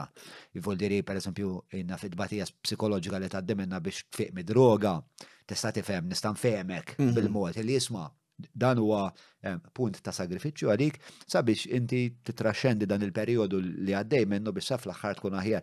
Ma meta id-batija tkun xi ħaġa bħal Mart, hija ħafna iktar diffiċli li tagħti sinifikat. U hemmhekk qisu li naħseb trid kważi bil-fors tistrieħ fuq il-ħsibijiet reliġjużi naħseb. Batija, jiżgur ovvjament kulħadd għandu l-istorja tiegħu imma nemmen li hemm batija li tkun jibsa ħafna biex ġifieri kollok nies li jgħidu isma' jien kemm nixtieq immut, kemm nixtieq xi ħadd ineħħili ħajti ġifieri għax. Taqbel inti mal-eutanasja? Jiena personali ma naqbilx magħha, ġifieri però ma tista' tiġġudika l-ħadd. Ġifieri hemm stejjer u ta' nies li s-severità ta' tbatija fiżika tanti kbira. Għalfejn ma taqbilx magħha, ma f'każ li xaħat li verament qed ibati u ma ċfadallu għal hija terminali l-affari speċa mhix ħaġa li ħajfiq minna għaddej minn tortura fit-tul, għalfejn ma taqbilx mal-eutanasja? Ngħidlek ara, ġifieri inti għandek il-prinċipju u mbagħad għandek l-individual experiences li ma tistax tiġġudika. Fehmti ġifieri ma rridx ngħid li jiena li ngħid ma naqbilx ġifieri qed niġġudika lil xi ħadd li għandu din ix-xewqa. Però ovvjament bħala soċjetà rridu norganizzaw irwieħna u inti xi kultant meta tiftaħ bieb jew xaqta bieb dak il-bieb mbagħad għandu tendenza jinfetaħ galor, ġifieri il-valur tal-ħajja għalija hija sagra ħafna li inti ma tistax tilab magħha meta tibda tiddeċiedi. X'huma l-biżgħat tiegħek? Jekk niftħu l-bib tal-eutanasja. Meta mbagħad tibda ġifieri waħda tmur mal-oħra mela mbagħad tibda tgħid ġifieri hemm stejjer f'pajjiżi u fej isma' x'jekk kien għaddej minn problema ta' saħħa mentali u rrid li mmut tassistini biex immut għax ma niflaħix iktar. Ġifieri mbagħad tibda qed tilab naqra ma affarijiet li huma delikati ħafna. Sajt tal-bniedem li Però l-liġi għalhekk qegħdem. L-Ispartani kienu joqtlu bin-nies b'diżabilità wkoll, ġifieri jekk nifhem fl-istorja. Mhux għax nifhem fl-istorja, ma rajt fl-istorja. Anke l-Vikingi kienu jagħmlu. Ġifieri. Però fis-sens il-liġi għalhekk edha hemm li biex toħloq dawn il-parametri ta' fej ħaġa tista' tkun applikabbli jew le. Biex l-istat pereżempju għandu s-saħħa li jinkarċera, pereżempju. Ma jistax jinkarċera l kulħadd għax fettillu mela isma' issa l-istat għandu l-fakultà tal-inkarċerazzjoni. John Malli qed jagħmel podcast għal xi ħaġa li ma toġobniex ejja ninkarċerawh. Dik il-fakultà l-istat ma ntwilux.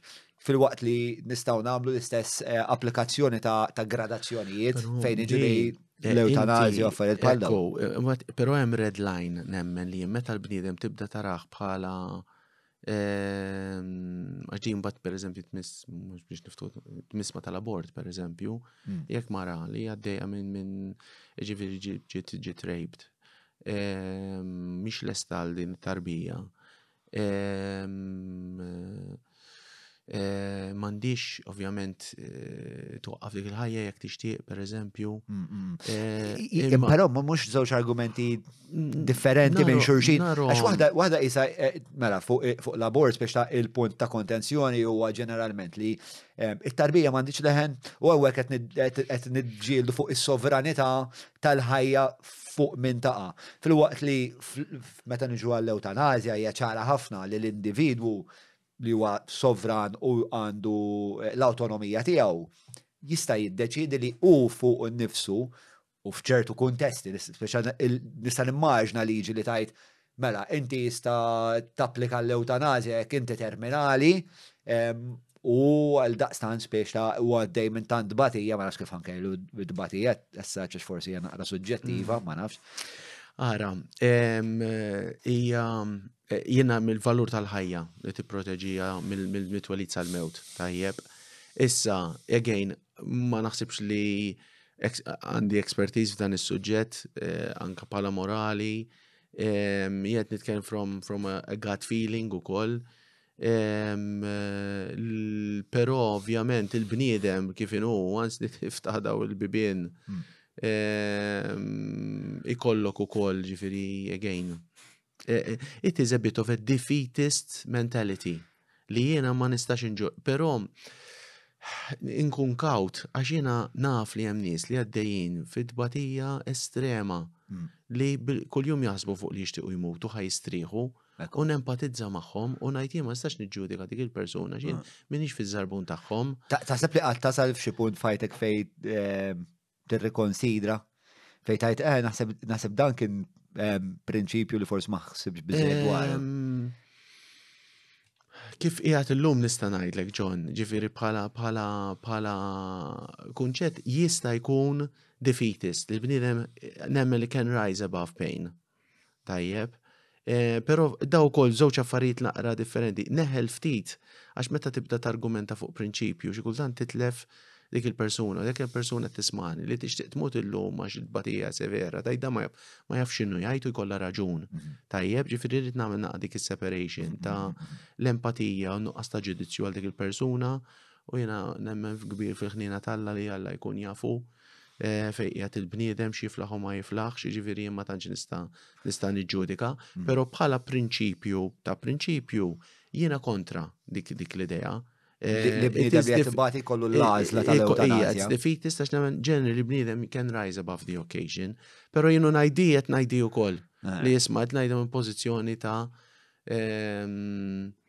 Issa qed tgħidha minn pożizzjoni jekk qed nifhem sew anka informata mit-talim kattoliku. Misrani, iva, ma minn talim ukoll teoretiku. U anka xem biża li jinfetħu bibien oħrajn bħal mistoqsija tal-abort. Tiġi skuża tajba biex tibda toqtol in-nies ukoll, ġifieri, fis-sens ta' x'dan ittihom l-għażla, ittihom an easy way out. Ġifieri kultant bniedem jiena niġi f'moħħi persuna titkellem ħafna fuq l-esperjenza tagħha, kienet teenage mother, għaddila zminilu ġifieri l għandha tfal u tajt Alla ħares. Alla tajt dak iż-żmien kelli f'moħħi nara għaddili minn moħħi però di kienet famblent reliġjuż. Imma għaddila minn moħħat kieku neħħit il-baby mhux insolvi l-problema. Illum tajt Alla ħares kemm kelli ottika dejqa dak iż-żmien. Allum Alla ħares kieku m'għandix din it-tifla li għandi. Jien fit-terapija ġieli ltqajt ma' nies ta' 60 years, per eżempju, għadhom jibku l-abortion li għamlu ta' 15. Ġifieri il-weġa fihom għada baqgħet ħajja jgħidu wara jħassra żmien kont qed nara kemm kont imwaħla. Illum li għandi l-perspettiva tal-ħajja kieku kelli dik l-option, dik il-way out, dik kont noħodha. Imma tengod, ġifieri dil-persuna tajt tengod li ma ħadtix. U dil-persuna tajt l-istra speċi ta' Jiena sempliċement nħoss li huma żewġ argumenti li minkejja li hemm konverġenzi dwarhom, nasab il-bniedem huwa għandu fakultajiet ta' idiosinkrazija msawrin biżejjed jew mlaħmin biżejjed biex ikun jista' jissepara dawk iż-żewġ dibattiti. Fis-sens kif qed ngħidu inti meta titkellem fuq l-abort isa qed titkellem fuq id-dibattitu ċentrali huwa li hemm żewġ ħajjiet hawnhekk li qed nikkunsidraw. Waqt li l-eutanasja hija plus li b'fet u b'tarbija għandek il-potenzjal ta' ħajja quddiemek li inti tista' tiżviluppa, ittejjeb ħajtek, ittejjeb is-soċjetà, tkun ta' kontribut, eċetera, eċetera. Fil-waqt li l-eutanasja partikolarment fil-mod li kifet naħseb dwarha jien lej l-aħħar tal-ħajja, ħafna dbatija, il-kontribut tiegħek lej il-bqija tal-familja tiegħek u lej is-soċjetà tiegħek tkun diġà għamiltu u inti tagħżel li ma tridx tqatta' sija oħra jew jum ieħor ta' tortura. Però sorry. Naħseb jistgħu jiġu separati dawk iż-żewġ problemi. Jien qed ngħid xi kultant meta toffri alternattiva li tkun with inverted commas, an easy way out. Qed nitkellem ħafna vera għandi kompassjoni kbira għal dik id-batija wkoll. It can also be abused. Ġifieri jekk jiena fis-sens ta' a person can be supported to rise above pain. Issa, jekk jien l-iskop tiegħi mhux jeħlif li nkun fih ta' sodda. U laqas hemm nies persuni għaddew dit-tip ta' paraliżi li jistgħu ċaqlqu għajnejhom biss pereżempju. Kif nistgħu nippruvaw nimpatizzaw ma' dik l-esperjenza. Però dik il-persuna għandha madwarha familja li qed tħobba, li qed tuħu ħsiebha, li tissaqs il-ġenituri, tiltaqam ħafna ġenituri, għidu li jien preferi ma nitfiex il-magna dil-persuna dik għaziza lija, jena servizza lija li nati, qed toħroġ di best fil-familja tagħha, għax we are not individuals in a vacuum. Sintendi, u dawk in-nies għandhom ikollhom l-għażla, jekk huma qed isibu xi xorta ta' tifsira fid-dibatija tagħhom. ħadd mu se jisforza, l-istat mu se jiġi fuqhom jisforzu għamlu, le, inti qed bati mela. Once they have option, it can be an easy option to take. Vera li l-affarijiet kollha li joħloq il-bniedem u l-funzjonijiet kollha tal-istat li joħloq il-bniedem jistgħu jiġu abbużati. Kollha jiġu abbużati. Assolutament kollha jistgħu jiġu abbużati. Ġifieri jekk hux il-mod li nilleġislaw, il-mod li ninfurzaw il-liġi, il-mod li nagħtu drittijiet il-xulxin. Kif qed ngħidu spiex ta' anka x-xandir jista' kull kunċett li joħroq il-bniedem, anzi kull kunċett naħseb jista' ikollu n-naħa li kif kont qed ngħidu, n-naħa sewda jew in-naħa oskura u n-naħa li hija iktar benevolenti. Jiġifieri meta nitkellem fuq dan livell, jiġifieri hemm il-livell ta' bħala soċjetà kif norganizzaw ruħna x'inhu for the common good għax imbagħad hemm dak il-kunċett, jiġifieri Caritas u l-valur tal-common good. Versus the individual need. Ġifiri. Isma nitkellmu naqfu fuq dal-Caritas, għax ilna nsemmu Caritas lem, Caritas law. Ena to naqra ta' spiega. Mela, inti id-direttur tal-Caritas. Sewa. U jilek id-direttur mid-2018 jidirli? Isu 5 snin u nofs, was diħala. Isu 5 snin u nofs diħala snin. Mela, tina naqra ta' spiega fil-qasir għalissa, u mat ovvijament kif għattinduna ħaniftħu skos bibin laqasna fu jeżistu. Kelli tentazzjoni nużalik nidħol tal-ħaxixa u lajdlek il-common good argument imma neġu għalih. U fuq tal-isma u għanetkellmu u kull. Pero, tina għara spiega tal-Caritas xini, il-missjoni taħħa xini. Il-kelma, ħanibdew mill-kelma Caritas diġa semmejti għatfisser bil-Latini, mħabba love in action, tajjeb, jaqda feħdan il-Knisja Kattolika, hija wkoll organizzazzjoni internazzjonali, ġifieri viċin ħafna fil-Knisja Kattolika, ġifieri hija arm soċjali, waħda mill-arms soċjali, qiegħda f'162 countries fid-dinja. Ovvjament kif tiġi espressa fil-pajjiż partikolari ivarja, hemm pajjiżi fl-Ewropa pereżempju li Caritas iffukata fli tiġbor fondi biss għal proġetti fil-pajjiżi foqra. Pajjiżi fej Caritas hija involuta pereżempju fil-relief jew l-emergency aid. Fil-fatt Caritas Malta għandna biċċa element minna. Hemm Caritas fej timxi skont il-bżonn soċjali tas-soċjetà li tkun fiha. F'Malta ilha 55 years, ġifieri kienet twaqfet mill-dioċesi. Mbagħad hija affiljata ma' Caritas Ewropa u Caritas Internazzjonalis. Forsi f'Malta Caritas hija magħrufa ħafna l-ħidma fil-qasam tal-riabilitazzjoni mid-droga. Jiġifieri għax da kien beda kien hemm Dun Fortunato Mizzi fil-77 għamel ftit snin kienet jorganizza ftit il-ħidma soċjali u mbagħad daħal Monsignor Victor Grek. Sorry, fil-77 jidher li Monsignor Victor Grek. Għal ħafna nies u għakona forsi ġenerazzjoni żgħira ikunu tilfu ftit il-connection, imma l-Monsignor għamel 37 years immexxi din il-ħidma u meta kien beda, ġifieri kien beda jaħdem ma' nies foqra anka fil-belt u wkoll beda jara r-realtà ta' droga fl-80s. Fil-fatt kienu kritikaw ħafna dak iż-żmien għax jgħod isemmi droga, ma kien hemm anke grupp ta' żgħażagħ dak iż-żmien kemm l-eroina. Kien profetiku kienet jara li ġejja wave ta' problemi kbar li kienu talbuh lajnuna u kien beda jissetja daw il-servizzi daw il-komunitajiet terapeutiċi. Forsi l-iktar wieħed famuż huwa l-programm ta' San Blas ġewwa Żebbuġ. Tajjeb, jiġifieri. Walter Micallef kellu songu San Blas familjari minn biex waħda. San Blas, ovvjament Malta hemm il-bajja ta' San Blas ukoll. Le, ma mhux fuq hekk, le, kienet fuq xi ħadd qed jipprova jirkupra mid-droga. Yes, jiġifieri San Blas ilu miftuħ minn 1989. Mien xejn vera song sabiħ. Ekku. Tismaħħa jew U bat nod nisma' għax naħseb nistgħu l-link. Tismu bat nisma' naqra U laqas ċert jekk smajta jiena, ġifieri thank you li tajli. Min xejn jkun jitkellem fuq id-droga, jkun jitkellem fuq l-eroina. Ġifieri mela għandek ħidma kbira għaddejja fil-qasam ta' droga. Tajjeb, ġifieri għandna ċentru għall-adulti, għall-irġiel, għan-nisa, għan-nies li ġejjin mill-ħabs. U koll sente ilu anka b'kollaborazzjoni mal-gvern ftaħna ċentru state of the art, naħseb world class għall-adolescenti bi problemi ta' droga. Dak tal-ibwar, ġifieri jiena dort għamilt sente il-Kanada, dort ħafna servizzi. X'għamlu state of the art? State of the art naħseb anka adottajna numru ta' approaches terapeutiċi, ġifieri wieħed minnhom huwa 7 challenges kien żviluppa l-Amerika. U liħor bbażat fuq attachment u regulation. L-ambjent fiżiku huwa sabiħ ħafna. L-ambjent fiżiku għax inti fejn tkun qed toqgħod li tik dinjità kbira hija parti mill. Jiena render biss kontrajt, dawk huma r-ritratti tal-ibwar. Eżatt, dawk huwa kif illum. Jiġifieri l-ambjent fiżiku huwa importanti wkoll. Min joqgħod ġewwa tal-ibwar? Hemmhekk hemm residenti, ġifieri bħalissa għandna 7 residenti.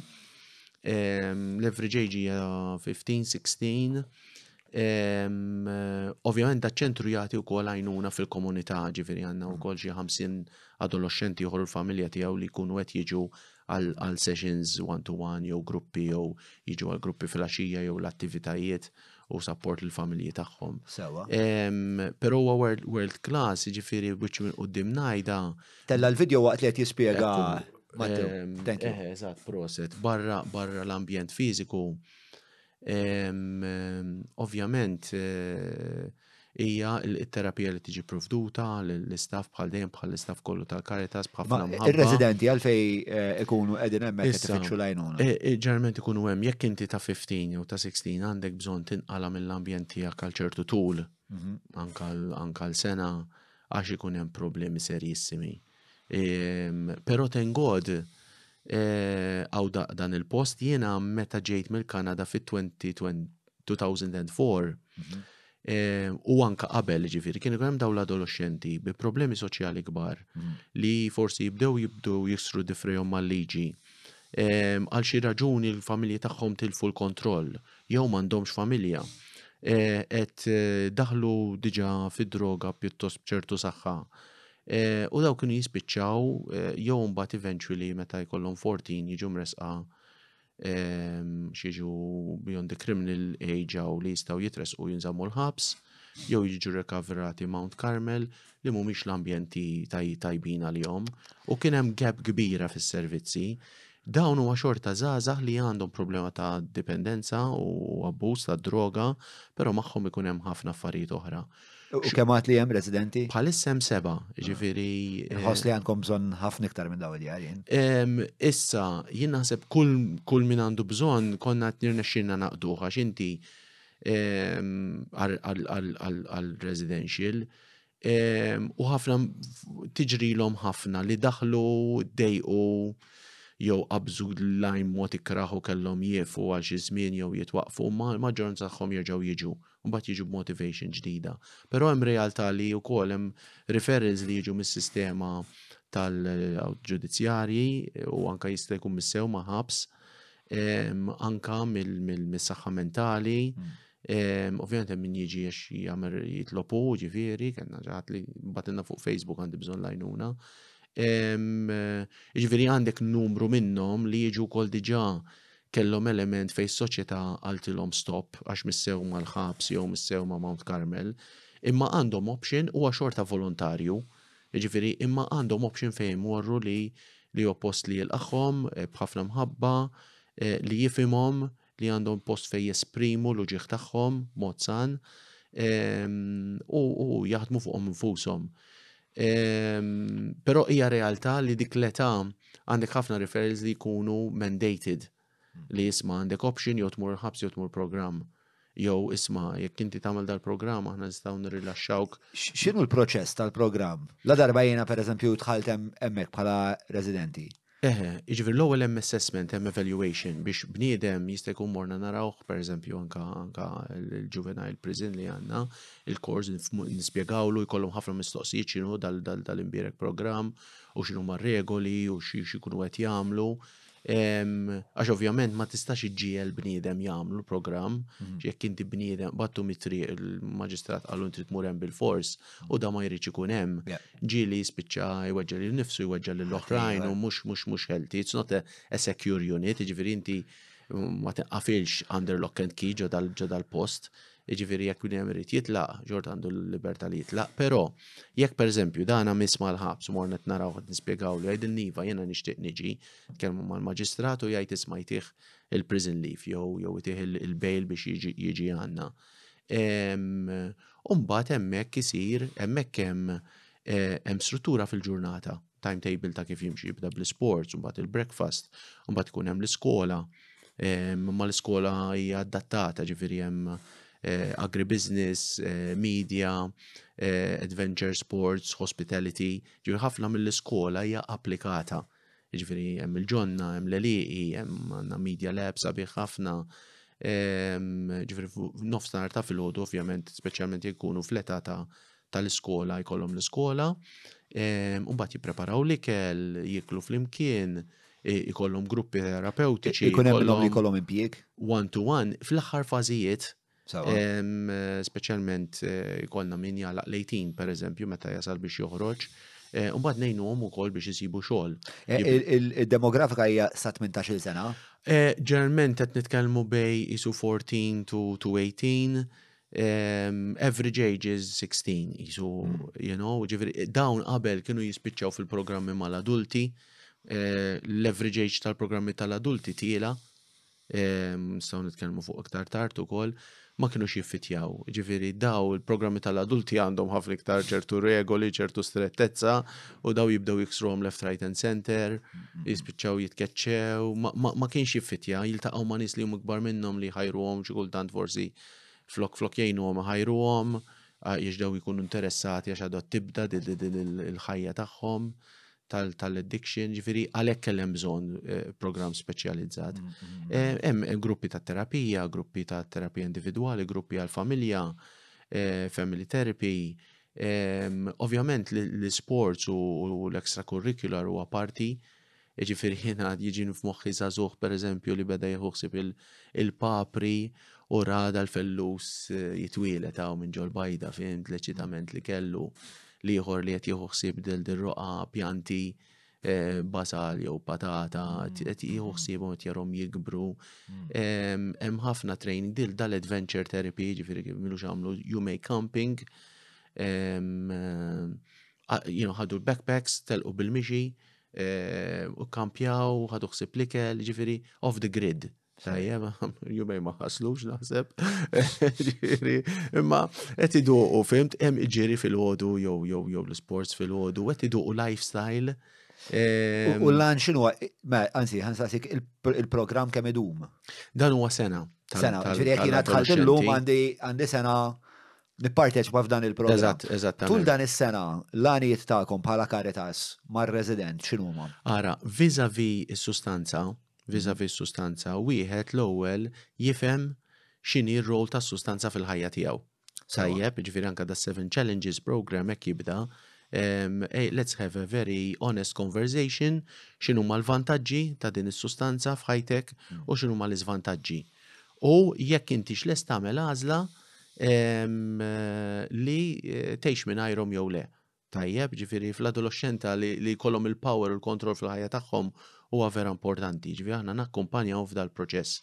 Il-valur tagħna hija li ngħixu l-ħajja mingħajr id-droga. Tajjeb, ġifieri dak huwa l-position tagħna, però din mhux imposta. Din hija ikollna konverzazzjoni ma' daż-żgħażagħ biex jagħmlu eventually l-għażliet tagħhom. Kien hemm min qal nisma' jien ħanieqaf għax jiena nħobba wisq id-droga bil-konsegwenzi kollha li għandha f'ħajti jien mhux lest ngħix mingħajrha. Kif tipproċessa inti ħaġa bħal dik? Tifhimha?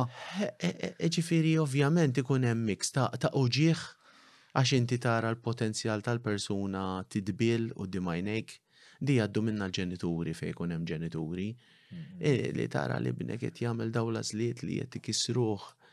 hija pjaga kbira. Però hemm rispett assolut għall-libertà tal-persuna. Aħna xogħolna nagħmlu għax inti hemm valur kbir, għax il-Caritas hija mibnija fuq dal-prinċipju ta' dinjità u solidarjetà. Ma ħalli għax aħna naraw valur kbir fil-persuna, xogħolna huwa li nagħtu the best. Però mbagħad irid jagħmel l-għażla wkoll. Ma nistax nikkontrollaw ħajtu. Louis C.K., taf Louis C.K. Stand-up comic. Jista' jkun. So, da jgħid famużament, drugs are so good that they will ruin your life. Yes. Drugs are so good that they will ruin your life. Very well said. Sawa. Meta inti tisma' nies jgħidulek isma' jiena naf li qed inkisser ħajti mill-lat soċjali, finanzjarju. Imma tantu ma tajbin daw id-drogi. Illi jiena meta tfa' kollox fil-miżin xorta nippreferi triq ta' droga. Taqbdek li l-ek kurzita qed nistaqsik għax għat li fil-bidu li inti qatt ma provajt id-drogi. Le, xem daqsek sabiħ fuq id-drogi li. Il-nuqqas ta' ġudizzju, bla ġudizzju huwa importanti ħafna. Jiena għalija personali għandix kurzita ma nistax ngħid li le, però ħajti isu tant kienet mimlija bil-pastizzi u l-pizzels. Ċajta. U l-kannoli. Julie, sorry. ħasra m'għandniex kamera fuq Julian bħalissa. Julie's here. Il-burgers tajbi ħafna, chips, il-chocolate chip cookies, għed li ċajta ftit. Imma dik kienet Nistaw nerġgħu nifukaw fuq ir-runners ħajjek joġobkom. Għax l-oħra ġabet il-kannoli hemm barra. Biċċa verità li dik hija l-droga tiegħi, imma tant kont f'ambjent san nemmen jiena u ħajti ma kienx hemm l-interess għax kien hemm affarijiet oħra li mlew li ħajti, ġifieri barra li kell sewwa. Ġifieri kurzita personali mhux eżaġerat. Ġieli pereżempju ħadd xi daw il-pain medication kollu xi migraine bħal Sindol jew insomma kulħadd jaf ġifieri jekk u tħossok naqra hekk. Naqra jisu naħseb din jisu l-effett. X'għadilek? Tal-eroina naħseb dan u għal-bidu comfort u stage stage 1. Ġifieri qed nitkellem fis-sens. Jew tmur taqla darsa pereżempju tħossok naqra. Ngħidha naħseb li huwa l-feeling tal-eroina għandu sabiħ tiegħu ġifieri, però huwa l-istess feeling li spjegajtlek li l-ewwel wara r-ran ukoll mill-ġiri u mill-isport ġifieri għalhekk. Imma ħalli ma niddevjawx għax kważi ħan ninżam fejn tlaqna. Le, jiena kont qed tistaqsi fuq il-kuriżità. Issa jena kelli nies li naf li kieku mużawx id-droga, probabli ilhom li neħħew ħajjithom. Iġifieri, għalhekk il-pożizzjoni ta' bla ġudizzju u l-empatija hija importanti ħafna, għax inti qatt ma tista' tiġġudika bniedem għal fejn qed jagħmel dak li jagħmel. Fis-soċjetà tagħna mimlija ġudizzju. Naħseb l-istigma ta' droga naqset ħafna x'tant hija mifruxa li allura ovvjament hemm iktar ftuħ. U għaw ħafna nies b'ħafna kuraġġ jitkellmu b'mod apertament, ġifieri, però xorta hawn stigma, ġifieri xorta nemmen li hawn stigma. X'inhi dik l-istigma ta'? Le, aħna narawha, ġifieri sfortunatament kellna persuna li ġieli meta jmissu mal-isptar pereżempju, again hemm ħafna nies li jagħmlu ħafna ġid. Imma ħafna nies jiġġudikaw. Però mbagħad hemm ħafna figuri bħal Miguel pereżempju li imma persuna x'kellha ġifieri kellha konsegwenza, jiena pereżempju stroke, fimt? U marret quddiem fis-saħħa fis-sistema tas-saħħa jgħidu li tara x'għamilt bidejk doktor tiegħek. Imma da persuna addicted ħajdu kan ma jistax jixtieq joħroġ minnha u ma jistax. Fimt qed tgħidlu tort tiegħek, ovvjament diġà qiegħed imkisser ħadd kompli taksu. Ma nafx rajt il-podcast ma' Julian għad soppardi. Ejja, rajtu. Għalija kienet sorpriża kbira Julian kun skola miegħu. Imma il-loġika jasar kbir. Iġifieri inti tuġak qalbek meta bniedem qed jieħu dik ir-rotta. Sfortunatament ġieli konna nies li jmutu, iġifieri traċedja kbira u traċedja hemm ħafna traċedja wara il-ħajja. Ħammorru għax-xogħol terapeutiku li tagħmlu. Hemm xi ħaġa li tara fis-soċjetà li qed wassal biex il-soċjetà tipproduċi nies illi fl-aħħar mill-aħħar jkollhom bżonn is-servizzi tagħkom, qed taraw xi tendenzi?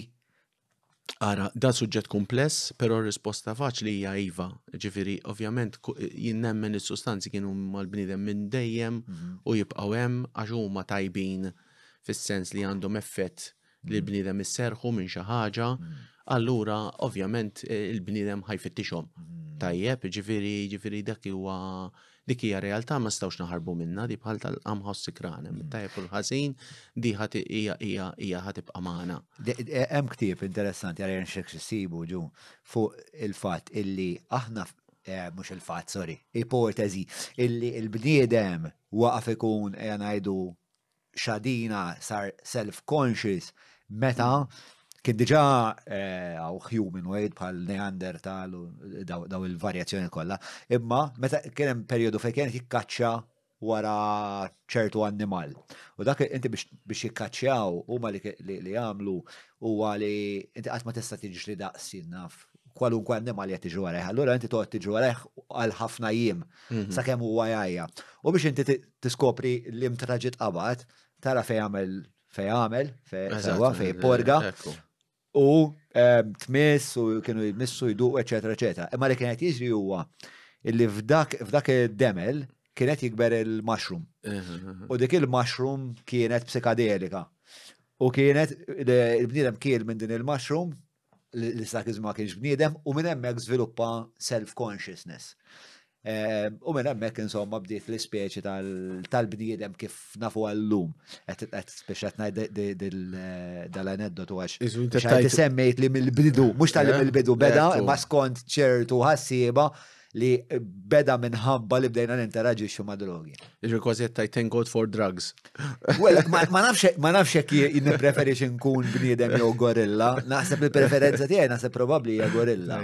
Għax ma tikkontemplax daqshekk affarijiet tipo l-eżistenza taf kif. Però ovvjament qed niċċajta wkoll ġifier fis-sens imma hemm verità u ġifieri aħna ma dawn l-adolescenti nitkellmu ħafna x'jgħidulek isma' il-reggae pereżempju.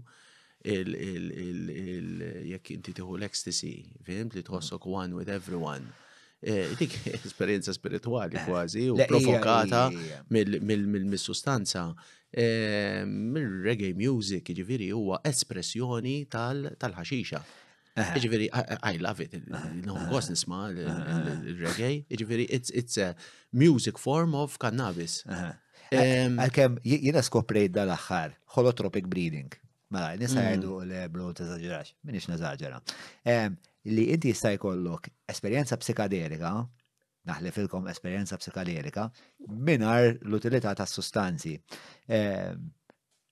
Bażwent huwa sura ta' jew metodu ta' kif inti tieħu nnifs rapidament, insomma, f'ċertu ambjent, taħt ċertu gwida, u li ġrali jien ġifieri kelli esperjenzi profondi ħafna, ma it-tul tal-esperjenza mhijiex pereżempju jinnaf minn sigħat, hija sigħa u nofs. Però f'dak is-sigħa u nofs Julian niltaqa' miegħi eżatt wara dik is-sigħa u nofs. U jien ma kontx qed nistenna li se jiġri hekk għax jiena kont xettiku ħafna u hija bil-breathwork kemm jista' jkun li tiġi trasportat f'dinjiet oħrajn. Però hija xi ħaġa reali, f'moħħna għandna dik il-fakultà. Inti semmejt il-runners high, daw meta jagħmlu daw l-endurance running ta' mhux 100 km ġieli hemm allum hawn races ta' 200 miles. Aw x'ismu moviment ġdid ta' daw l-ultra runs imma xi ħaġa li l-bniedem irid joħroġ dejjem mill-comfort zone.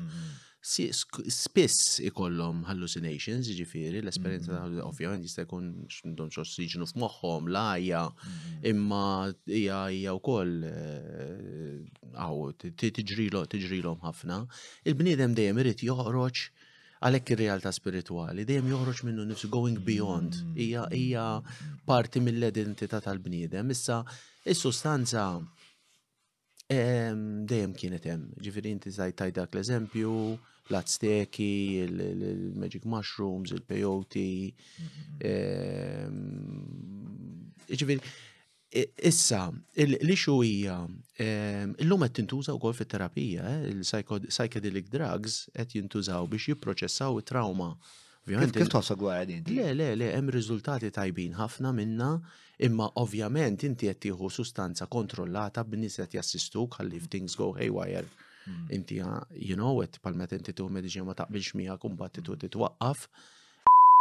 Grazzi tal-li t-segwu l-podcast sawwek, infakar li għam numru ta' azzjendi li l-natuna daqqata jitsa biex nkunu nistaw namlu dan il-podcast. Dan huma il-Browns, il-Maple li profdu il-Sourdough li nfakar u għall-OGI ma jneffax, nissuġġeru ħafna ma' zejta zebbuġa kif noħdu għawek il-Maple u għalli profdi zejta zebbuġa eccellenti, ġiftom id-varji, il-preferit tiegħi huwa bla dubju dak ta' zebbuġ u dak ta' tadam għaddet u sibuh kull nar ta' erba sibt u ħadd fil-ħwienet kollha tal-Maple li huma mifruxi ma' Malta u għawdex. Grazzi wkoll l-ISS, nfakkar li hemm dak id-dokumentarju fil-ħol għaw taħt tiegħi l-Wejza u ġejjel qegħdin induru ma' Brussell nippruvaw nifhmu l-Unjoni Ewropea, Apex Media tal-SEO, il-Garmin tal-iżommuni fit sabiħ u sexy, kif ukoll il-Leakabs, il-Kutriko stretta, il-Welbies u fuq il-Go, Channel 100 ta' Go TV, Talkis, hemm il-każin. Nkomplu issa welbies.mt, patreon.com/John Mallia. Ħankomplu issa it-tagħdila tiegħi u Anthony. Ġirid tifavur per eżempju terapija bil-ketamina jekk it-terapija tkun bil-professjonist. L-indikazzjoni ta' li hemm fuq din ir-riċerka hija pożittiva ħafna. Għax inti trauma issa nistgħu niftħu ħafna affarijiet, jiġifieri imma hemm proċess bioloġiku kif tipproċessa trauma biex inti tfiq biex di ma tibqax teffettwak biex pereżempju biex toħroġ minn post-traumatic stress disorder. Issa, jekk hemm mediċina ħadd tiffaċilita dak il-proċess, mela hemm outcomes tajbin ħafna minna, ġifieri daw jistgħu jsiru bil-hypnotherapy, imma jaraw li din il-psychedelic medication li hija viċin ħafna daw il-droga pal-ecstasy u għawek mux għedna jmurħu l-ecstasy biex trauma, hemmhekk hemm perikli kbar. Jew di l-ayahuasca per eżempju, fint, ġifieri għandek nies li jgħidulek isma' jien proċessajt ċertu dbatijiet, ċertu esperjenzi għaddejt minnhom, però għandek nies dispiċċaw Mount Carmel ukoll. Għax inti tagħmilha b'mod li fimt, ġifiri, ovvijament. Naf it-tnejn minnhom daw in-nies tal-ayahuasca. Fimt, ġifiri, għaxin saqsejni xed tagħmel is-soċjetà, jiena nemmen palissa l-iktar nies li qed jiġu aħna iżu kellna viċin minn 100 persuna l-ogħla rata ta' nies li qatrajna s-sena l-oħra. Ovvjament ftaħna wkoll tal-ibwar meta tiftaħ servizz ukoll, ovvjament tagħmel l-għajnuna iktar aċċessibbli, però that was the record numbers kemm ilha Caritas miftuħa ta' nies li ġew għall-għajnuna. Is-sena l-oħra. U l-fuq minn 500 relative, kważi 600 relative. Jiġifieri, ovvjament nies jinħakmu l-problema mbagħad jiġu għall-għajnuna. Kważi nofshom qed jiġu minħabba kokaina. Mentri 15 sen ilu, 20 sen ilu, għandek kważi 90% kienu jiġu minħabba l-eroina. Illum dik nizlet, ġifiri res għalej 30 jew 35%, mbagħad iżviluppaw il-problemi ta' kannabis, ovvjament f'soċjetà fejn tiġi liberalizzata. Issa, ovvjament għaliex daw pajjiżi oħra l-Amerika hemm epidemija tal-fentanyl li hija isu eroina sintetika. Għaliex hemmhekk hemm u aħna m'għandniex hawnhekk. Fentanyl isa hija opioid. Hija synthetic opioid. Il-fentanyl bdiet through legal drugs. U tingħata wkoll mal-perkasettu. Le, naħseb fentanyl anka tintuża bħala mediċina painkiller mal-baqar u mażwiemel. Jek fitti xaftit. Julie l-expert għaw. Xiliet gbaret ta' mela għenni. Għall-inqas. Kienem dan il-seri fuq Netflix vera tajjeb jismu The Pharmacist. Ma rajtux. Ma rafx għed xismu. Percocet kienet jisu u l-Oxycontin. Ma jien niftakar Percocet u Oxycontin li huma opioids li kontribuxew għall-opioid epidemic. Ma nafx, ma konx naf li l-fentanyl kienet parti minn din il-familja tal-opioid ukoll. Konna hija li l-fentanyl hija xi ħaġa li jħaltu mal-uppers, pereżempju mal-coke, jitfgħu l ftit fentanyl ma nafx għalfejn, għax apparentament din hija fatali. Le, fil-fatt kien hemm ħafna nies li apparentament Ġunja tgħid li ma nafx għax fentanyl is a very strong opioid. Ma ħanaqlu ħallik titkellem kompletli. Nista' nisbaljaj ukoll ta' ma kux naf kollox, imma ovvjament da suġġett li nsegwu ħafna u bħala Caritas. Però, per eżempju, għal iżdidet. Jiet nipprova nagħlem l-esper.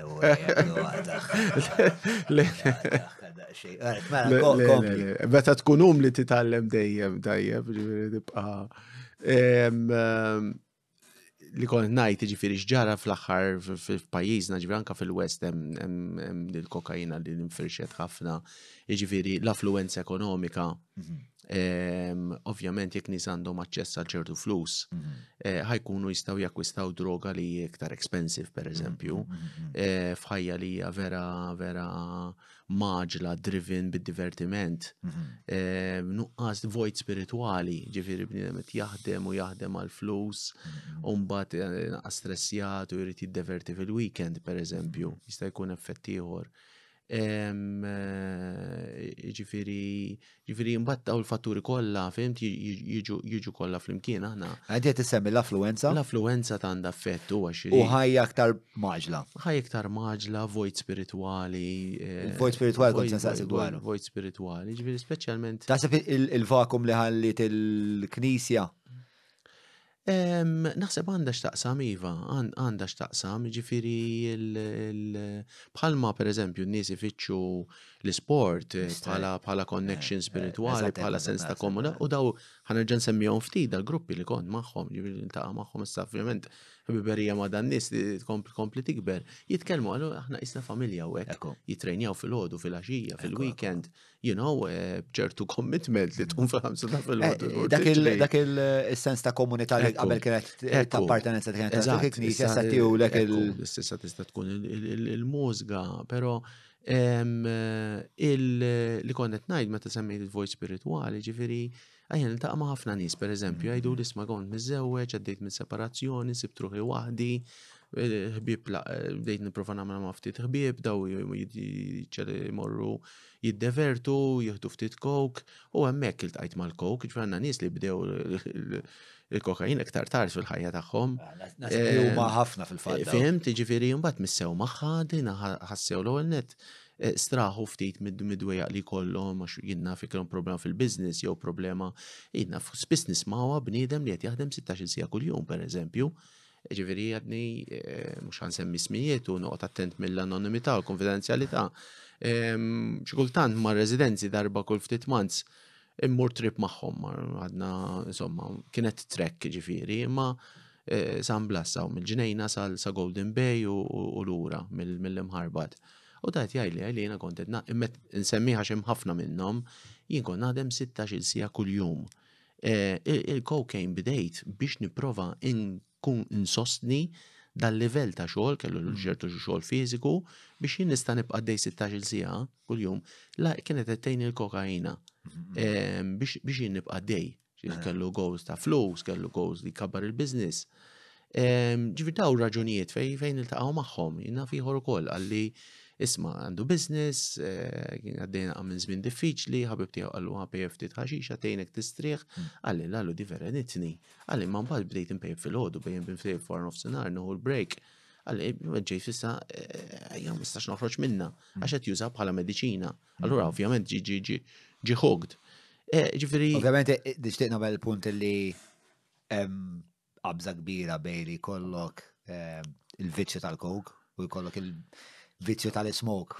Issa, iva u le, għax illum hawn ħaxixa qawwija ħafna wkoll, ġifieri li it can be very hard as a drug.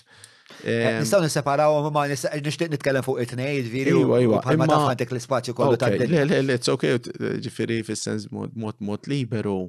Ġifieri imma tal-cocaine huma l-maġġoranza tal-clients li qed jiġu bħalissa tajjeb semmejna l-affluenza, sens ta' komunità sejra. il-vojt spirituali, il-ġirja sfrenata wara l-flus, l-istress. Issa qed titkellmu wkoll fuq riorganizzazzjoni sħiħa tal-valuri tas-soċjetà u għax meta tajt il-ġirja wara l-flus, di mhux minn dejjem kienet li l-flus kienu fl-apiċi tal-ġerarkija tal-valuri tagħna. Ara, iktar ma pajjiż ikun sinjur, iktar id-diżordni soċjali jiżdied. They're very correlated, hija ċara ħafna.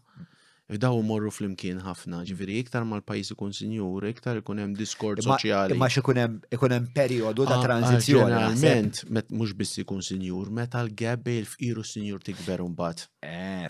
Relattiv dik hija ħaġa oħra. Okej, ma għamel il-punti tiegħek Ija, ġifieri bniedem kompless ħafna affarijiet huma connected, però il-kultura ħammur lura l-kultura ġifieri tal-kokaina u tal-ħaxixa, ovvjament f'dawn l-aħħar snin kien hemm iktar ftuħ fuqha, ġifieri li inti l-idea li inti tieħu linja coke għax qed tiddeverti u għax kellek okkażjoni, sfortunatament daħlet fil-kultura. Issa, ovvjament għandek ħafna nies u l-ħaxixa l-istess dieħla fil-kultura, ġifieri nistgħu ngħidu ħafna. Però meta tidħol fil-kultura, il-cocaine għandek ħafna nies u l-ħaxixa wkoll għax dawn l-iktar sustanzi l-iktar li jintużaw bħalissa fil-pajjiż. Meta di saret xi ħaġa normali jew parti mid-divertiment, ovvjament ħadd tiftaħ iktar il-bib, nies jużawha iktar għandha t-tjubija tagħha, l-effett tajjeb tagħha. Issa, fil-każ tal-cocaine, meta mbagħad issir dipendenza b'mod li ħajtek tiġi kontrollat minna, il-proċess idum, ġifieri għandek ħafna nies li jużawha socially, ikomplu bil-ħajja tagħhom, jistgħu jkunu professjonisti, tobba, avukati, kull ġeneru ta' background ġifieri. Però once li inti mbagħad qed tibda tuża iktar regolari, il-ħeb iddieħel iktar fil-fond għax qed toġbok, għax qed tuża bħala mediċina biex tkompli taħdem jew biex taħrab problema, mbagħad once li tiġi maqbut f'dik in-nassa, ovvjament mbagħad jibdew ġejjin problemi gravi. On average, dawk in-nies li jiġu għall-għajnuna minħabba l-kokaina fis-servizzi f'Malta kollha, l-ewwel darba li jużawha sakemm ġew ħabtu l-bib għall-għajnuna jgħaddu 10 snin.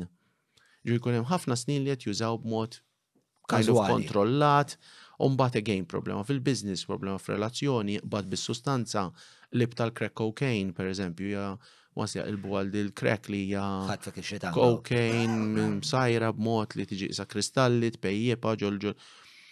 You know, tista' tonfoq 50 kull gramma, 70 kull gramma, 90 kull gramma. Kemm ikollok qed tonfoq. Jiġifieri hekk Spjegaha Julian di. Daka minn sema tal-Julian nista' nagħlaq ħalqiha u jisma' lilu, ġifieri għandna residenti jgħidulna jekk għandek miljun nonfoq miljun, jekk għandi 100 nonfoq 100. Nies li żarmaw business ġew b'100 ta' luf dejn. Jiġifieri il-pjaga minot tispiċċaw il-Mount Carmel, paranoja kbira, ġieli jeħlu f'dik il-paranoja, ġifieri il-mart ma jitlaqhomx. Il-familja all over, il-familja ma tkunx tiflaħ, tajx ħana daħan keċċieħ dar-raġel jew dat-tifel mid-dar, jekk inkeċċieħ da x'ħajsir minnu. Ma nafx nirrapportaħ il-pulizija jew jispiċċa ħabs jew jiena nġibu l-ambulanza jmur Mount Carmel imma daw ambjenti tqal ġili jgħidu sma mill-sew jew mill-sew keċċejtu t-tifel. Ġili kena ġenituri jgħid x'għamilt bidejja keċċejt li t-tifel u ħa overdose u miet. X'jibqa' fik? Ġifieri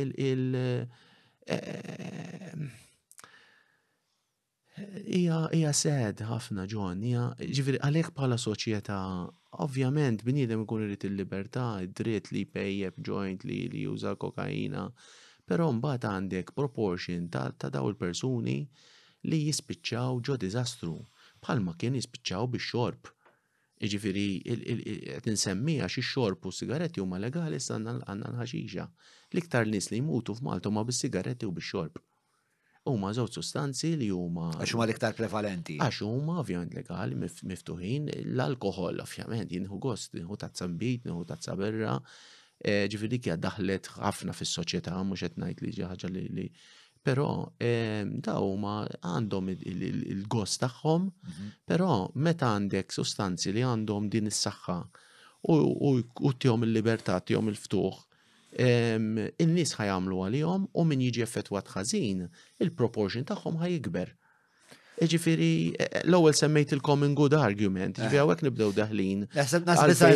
Soċjetà trid tikkontrollhom daw is-sustanzi, ġifieri bħala soċjetà hemm żewġ affarijiet, il-forzi tal-ordni li jikkontrollawhom, però ovvjament li jkollna soċjetà fejn in-nies ma jħossux il-bżonn li jużawhom.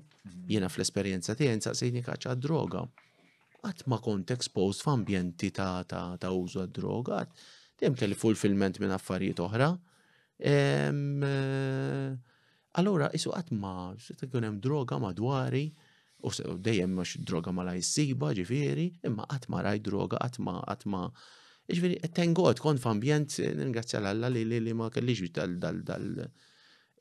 again xorta il-pastizzi l-qassa tul burgers jistgħu jgħidlu. Kienu ġifieri tinsemmihom dik ukoll l-esperjenza tad-diction ma rridx innaqqas.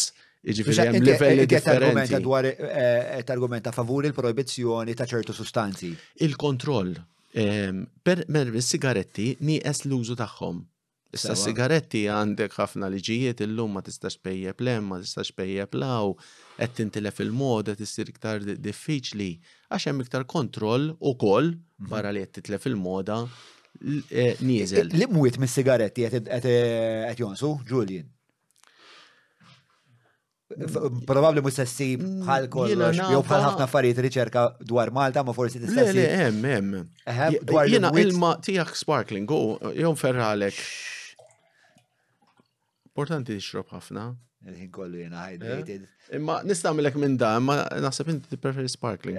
Xorta, ma sabdejt bl-sparkling dal-għodu, kelli aptit, naqa. Insomma. Bżieżaq. Illum. Ma isma' għamlu l-biċċa xogħol tas-sigaretti. Interessanti jekk naraw li iktar ma kien hemm kontroll, l-sparkling spiċċetta qed tagħmel indikazzjoni Kajli. Hekk dak ġvinti xejn jara ma ngħidx. Mela. Sorry Kajli daħħaltek naqra ġoġo sqaq. Mela, inti qed tgħid li minħabba ċertu kontroll li sar tas-sigaretti pereżempju, id-dannu li s-sigaretti jagħmlu fis-soċjetà tagħna naqas. Illum pereżempju iktar konsekwenzi jekk pejjeb sigaret milli tpejjeb joint. Kważi. Ġifieri niftakar l-Alla jħfirlu Dr. Calvania ma kontx nafu personalment. Però niftakar qabel kellu dak l-accident sfortunatament fatali. Kon rajtu intervista u qed jitkellem fuq il-kanser. U qal sfortunatament 20% tal-kanser li qed naraw huwa riżultat ta' tipjib.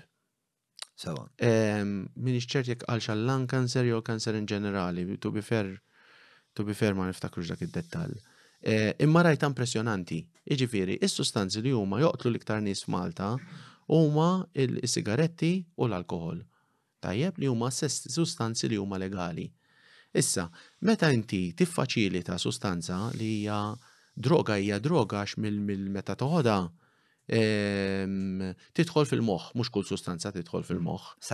Psychoactive, sigaretti u l-alkohol huma droga għax il-sigaretti huma stimulant, jiġifieri l-moħħ jispidjaħ, allura tkun stressjat għandek ħafna affarijiet u pejjeb is-sigarett, tħossok ħadd irrelax għax tħossok tista' tkampa ma' dak l-istress u l-alkohol huwa depressant. Tajjeb, jekk inti tibqa' tixrob imbagħad tmut tiġi jew shut down is-sistemi kollha. Tajjeb, u jintuża biex tirrelaxja, ħafna mill-nies li għandhom social anxiety huma fil-periklu pereżempju li jużaw l-alkohol. Naraw ħafna nies li għandhom alkoholizmu li jibdew jixorbu biex ħossom jistgħu jkomplu mal-oħrajn u mbagħad jitlu fil-dipendenza pereżempju. Sewa. Issa, mela għandek sustanza li għandha dal-effett, mela hija kalamita għall-bniedem.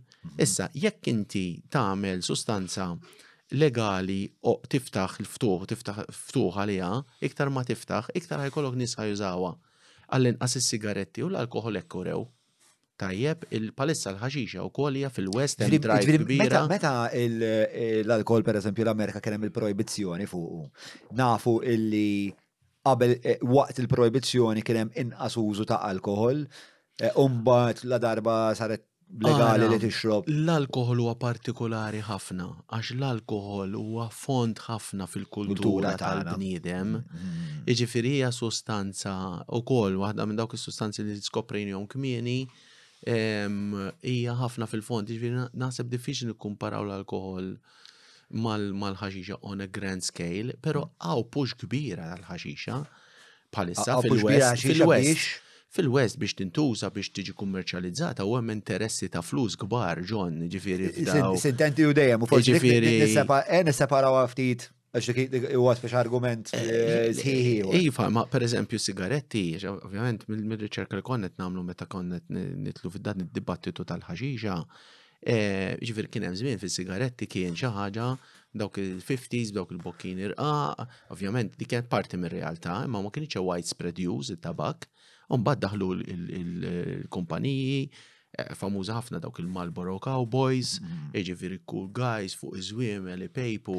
Meta timmarket hija xi ħaġa, u darba market xi ħaġa, dik il-ħaġa ħatintuża iktar. Rajt il-video tat-tieġ tal-parents li ma narax, l-sala kollha kulħadd ipejjeb, fis-60s u hekk kulħadd ipejjeb. Nisiegħlu ment tkun pejjeb. Għalija dak iż-żmien kulħadd kien ipejjeb, anke t-tobba kienu jikmandawlek li tpejjeb kważi. Ovvjament ħadet widespread, ma kienux qed jaraw il-konsegwenzi fuq is-saħħa, kemm miljuni kbar kellhom imorru fir-riċerka biex tipprova tfejjaq li dak il-fluss seta' mar x'imkien ieħor. Iġifieri hemm ukoll interess kummerċjali. Għal xiex intom qed tadvokaw, fis-sens li x'inhi t-tip ta' relazzjoni li s-soċjetà tagħna skont il-Caritas għandu jkollha mal-ħaxixa? Mela, ara,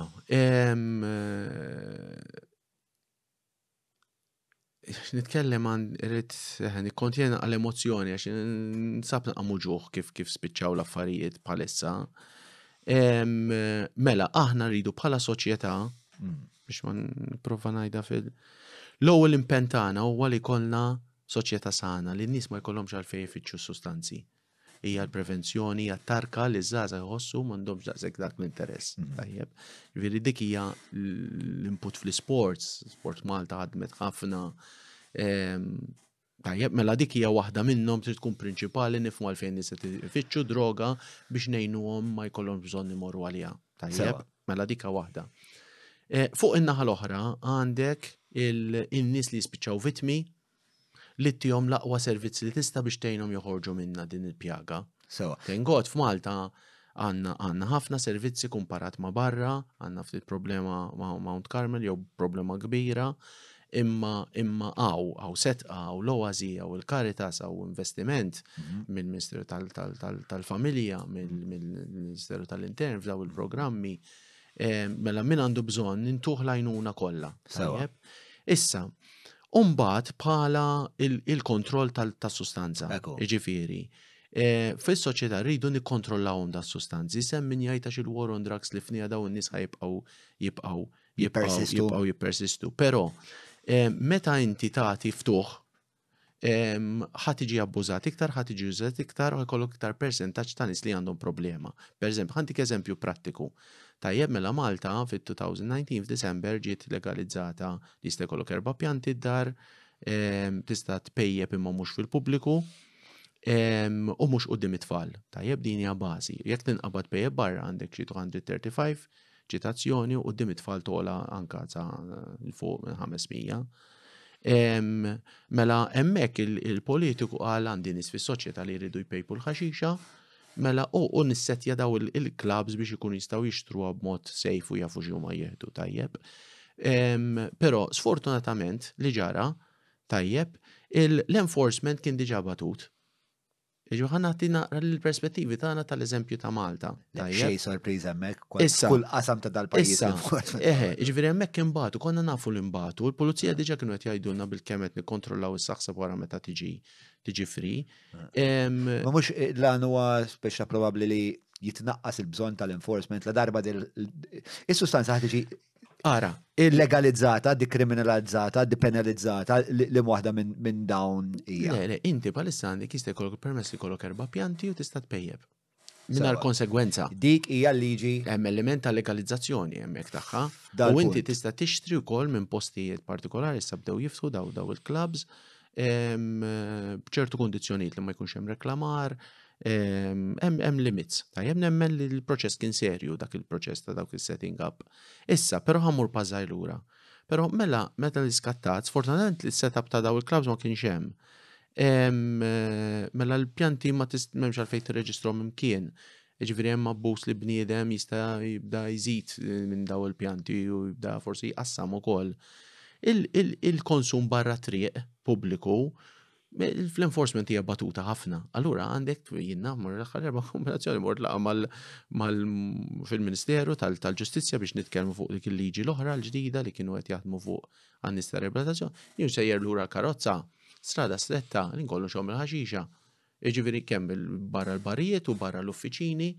Jiġifieri m'hemmx daqshekk biża li inti tpejjeb il-ħaxixa, jiġifieri hemm enforcement huwa batut. Mbagħad il-biċċa ta' reklamar. Mela il-liġi tat li inti jista' jkollok prodotti tal-kannabis forma ta' lollipops, vapes, gummies li jkollhom LOTHC. Tetrahydrocannabinol hija l-ingredient fil-ħaxixa li tik l-euforija dak il-ħaj li jkunu 0.02%. Mela daw bdew jimbtu daw il-ħwienet, kannabis shops, kannabis Malta, tarom l-grow shops u koll. Grow shops, spiega grow shops u koll. Għaw, ħwienet li inti biex tabbi l-ħaxixa d-dar, għax inti jista' jkollok l-ħaxixa d-dar. Ovvjament ir-reklamar jgħat ma' Malta kollha.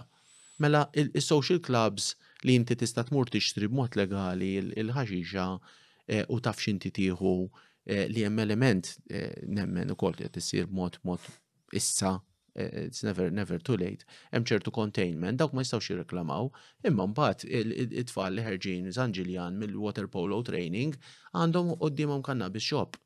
Li minnu ma jistgħux jixtru cannabis smoke li jistibulhom. Low THC il-prodott, però inti għandek il-kunċett li jtpejb il-cannabis. Issa mbagħad bdew imbtu għax ovvjament daw l-industri prodotti tal-HHC li hija semi-synthetic cannabis, ovvjament qed tinxtara wkoll mill-ħwienet huwa prodott ieħor. Tiġi prodott Malta jġibu minn barra, jiena l-aħħar darba mor ġo stationery. Qalt li CBD joint x'inhu? Pakkett kulurit ħafna attrajenti bil-joint fih imma ta' CBD. Alright, CBD hija kimika oħra fil-ħaxixa li mhix perikoluża.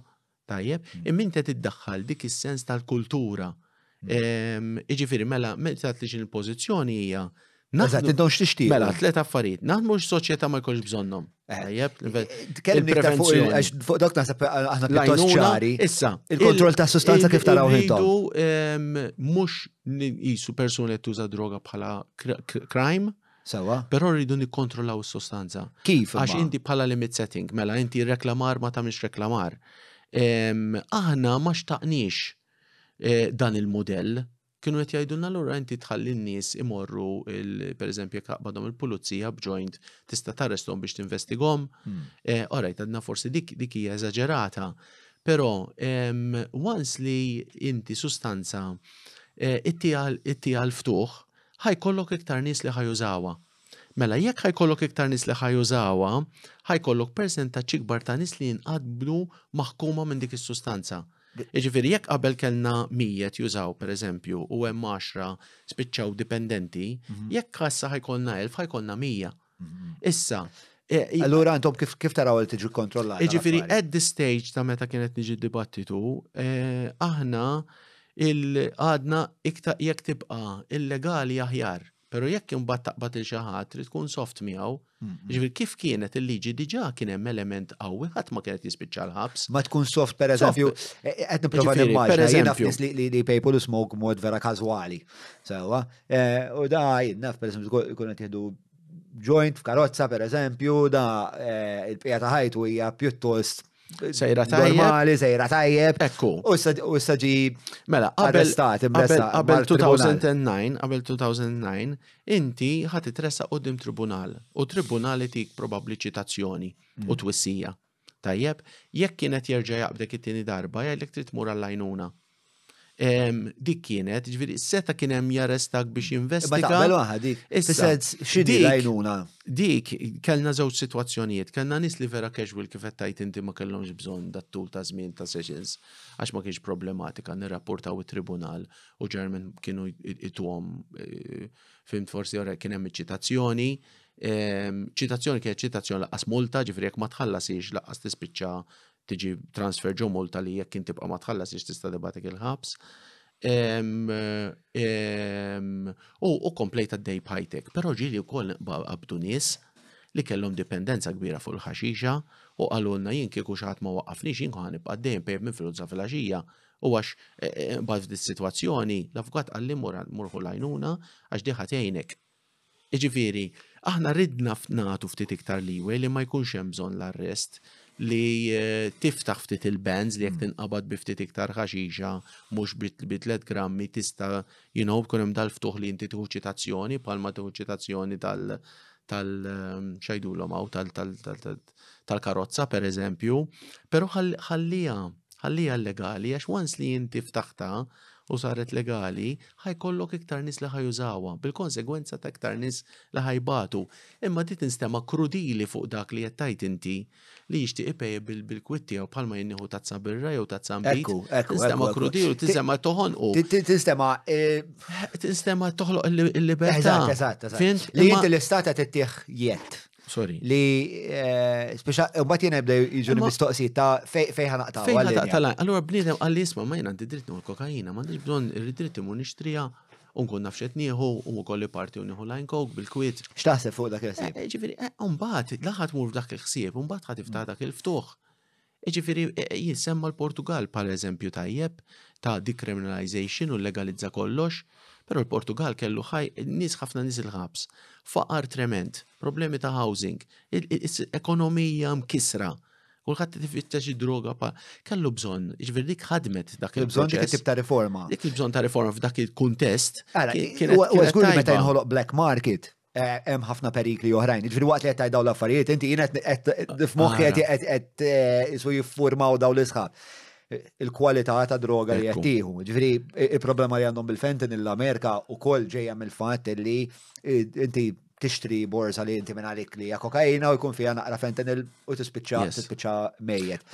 Il-fatt li inti meta titfal flus fis-suq iswed, fil-black market, dawk huma flus li qed imorru għal gruppi ta' kriminalità organizzata. Ġifieri qed kompli tkabbar pjaga band oħra. Sorry, waqt waqfek imma. Imma dak huma speċa problemi reali le fis-soċjetà. This is not a black and white argument. Għandu ħafna grey. Tajjeb, ġifieri u dawk huma kollha minnhom. Però mbagħad trid tara il-kontroll kif qed nagħmlu u kemm hu infurzat. Wieħed mir-residenti qallif jekk għandek liġi mhux infurzata, isek m'għandek liġi mhux hekk. Aħna at this stage tal-consultation konna li ħassejna ma tantx ġejna mismuha ġifieri overall. Ma tantx ġejtu mismuha mill-awtoritajiet ġifieri meta għax aħna nitkellmu fuq il-vuċi tal-klijenti l-iktar, aħna dik il-vuċi għandna l-iktar b'saħħitha, daw kollha kienu qed jgħidulna isma' jekk ħad tagħmel ftuħ għalina mhux tajjeb għax inti pereżempju oħra li kienu semmewna u tiġri, minnu risk. It-trill huwa parti mill-esperjenza li jenet nagħmel xi ħaġa legali għandha baż fiha nfisha u ż-żgħażagħ dawk jibbuttaw il-limits. Issa jekk ħaġa xejn mhux xejn. Trasgressiv. It-trill xort għandi bżonnu. Interessanti. Fimt? Għalulna daw ħajaġlu l-proċess għax issa l-kowk ħajaqbżu żgħar. U qed narawha tiġri ġifieri, qed narawha tiġri. ċista gwejtu Slavojġiġek fil-osfu minn fejk f'kalmi dejjem ħawadona Slovenja, Slovakkja, Ljubljana insomma. U Forbidden Fruit. Fuq il-Forbidden Fruit, eżatt, fuq l-idea, fuq il-kunċett tal-Forbidden Fruit, li inti meta kull darba li tressa il-line ta' fejn hu Slovenja, fejn hu l-Forbidden Fruit, il-fenomenu tal-Forbidden Fruit jeżisti dejjem fis-soċjetà.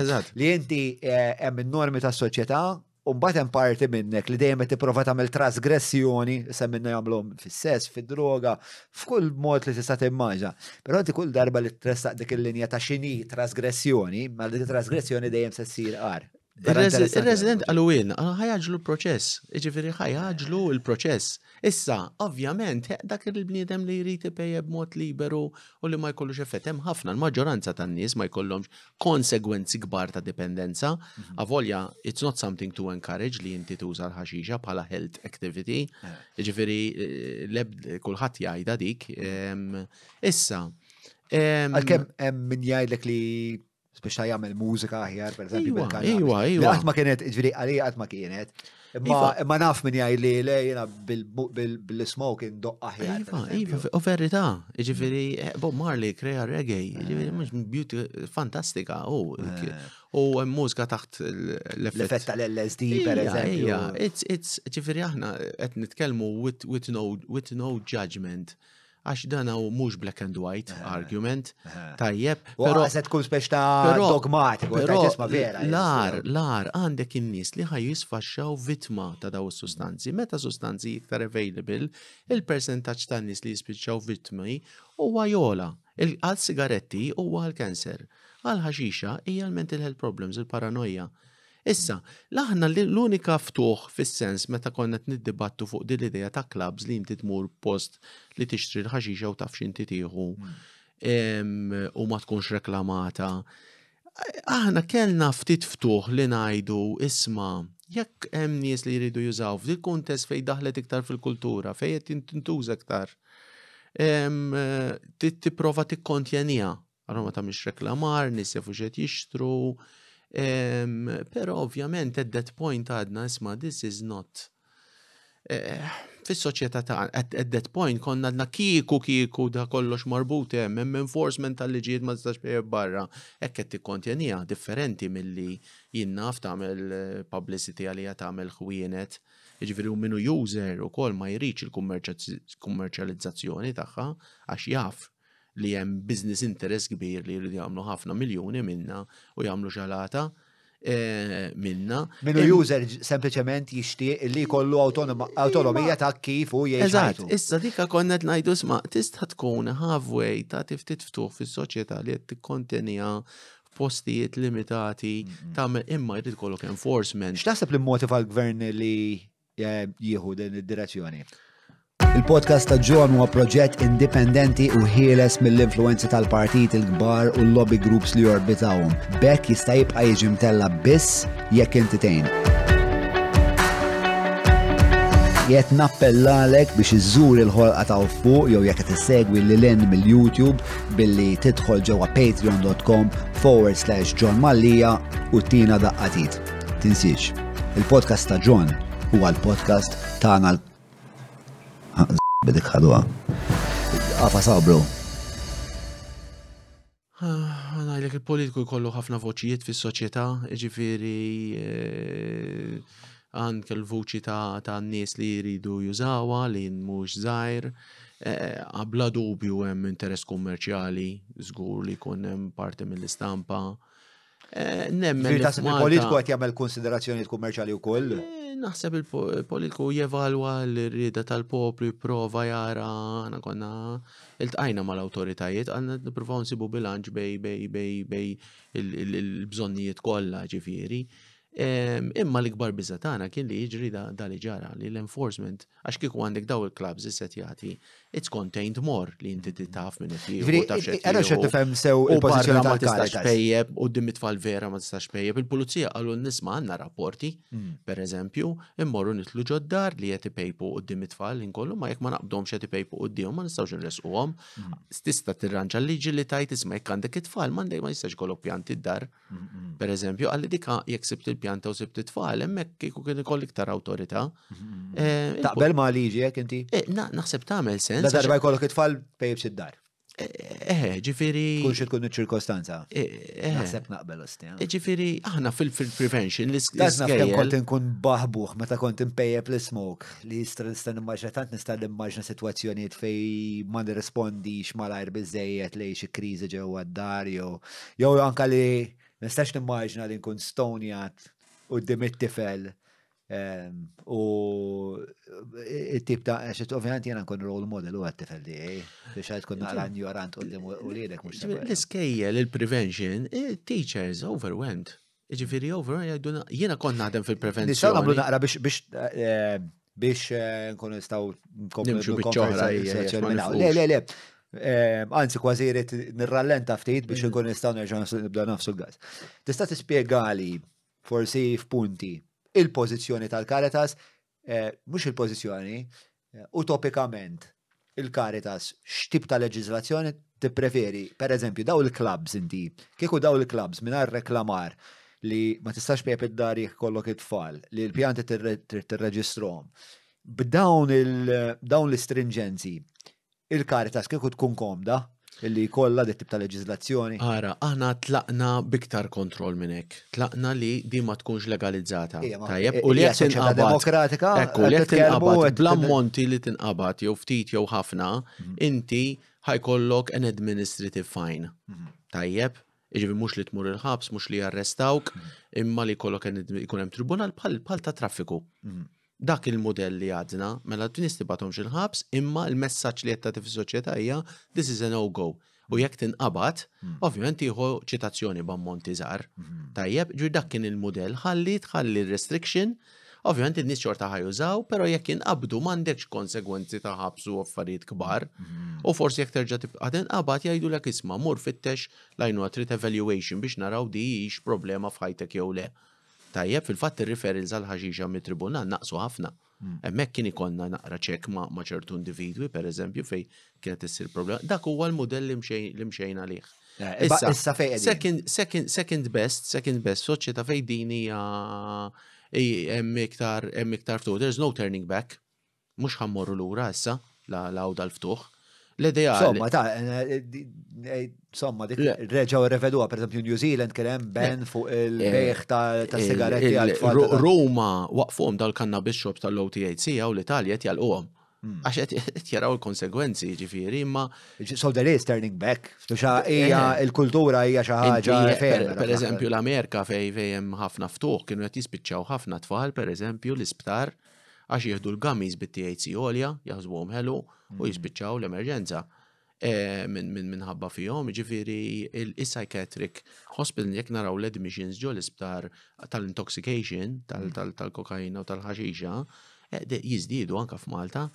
Mount Carmel hemm naqra problema diffikultuża, ġifieri ta' ħanaqdu fuq Mount Carmel u ħanaqdu fuq l-intoxication. Però bħala modell fil-kut ċirkustanza ta' bħalissa li qed ngħidu mela issa qegħdin hawn there's no turning back, speċi ta' dis-setup kollha tal-awtorità, mela ħalli dawn il-social clubs fejn bniem jista' jaċċessa ħaxixa li hija jaf x'inhu jieħu b'xorta restrictions li ma stax tpejjeb barra imma li ma tispax pejb u it-tfal, forsi tirranġa dil-biċċa tal-pjanti li inti jekk għandek it-tfal m'għandekx pjanti d-dar.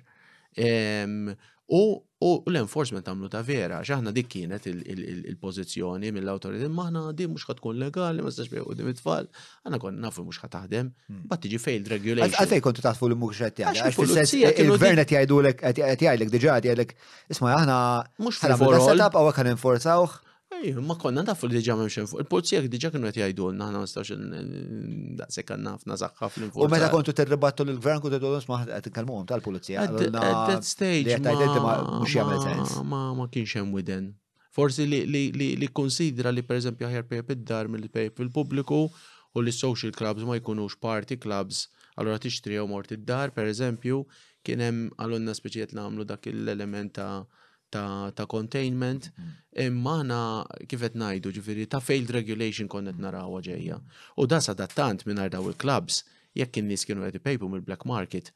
U l-black market iktar ma jkollu klijenti, iktar ma jkun hemm nies jużaw, iktar ħajkollu klijenti, kemm il-suq li huwa regolarizzat u s-suq li mhuwiex regolarizzat, ġifiri. Jiena hija kif qed tajt inti ħafna grey area sewwa. Jien nemmen ħafna fl-awtonomija tal-bniedem, bħalma bdejna dan il-podcast nitkellmu fuq li l-bniedem ikun ħieles jagħmel id-deċiżjonijiet tiegħu. Ovvjament id-diment li ma jagħmilx ħsara lil ħadd ieħor naħseb dik hija l-ewwel konsiderazzjoni fundamentali. Sewwa, mela jiena bħala stat għandi nipprojbixxi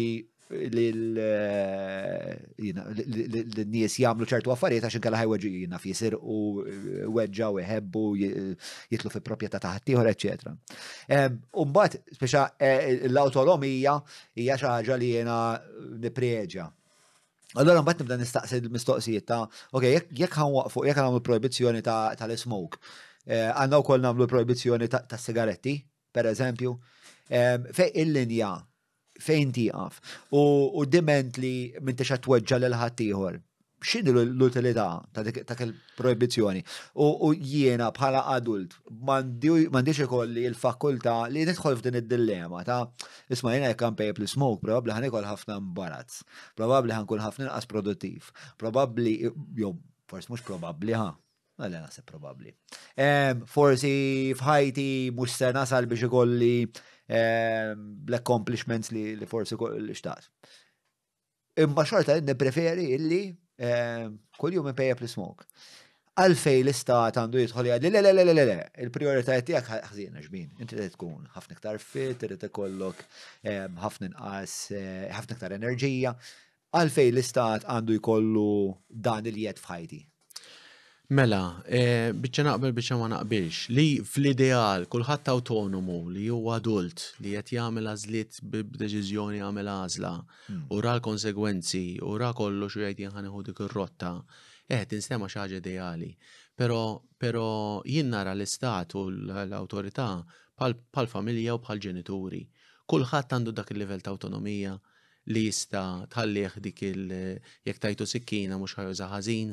Ġifiri aħna rridu naħdmu hemm għal dik il-maturità, imma in the process irrid ikollok limit setter. Ġifiri jekk jien għandi tifel, 5 tfal, ġifiri, imma daw min kien iħobb jigranfa mal-ħajt u ħollu ferik. Tfalet nitkellmu fuq adulti. Ejwa, imma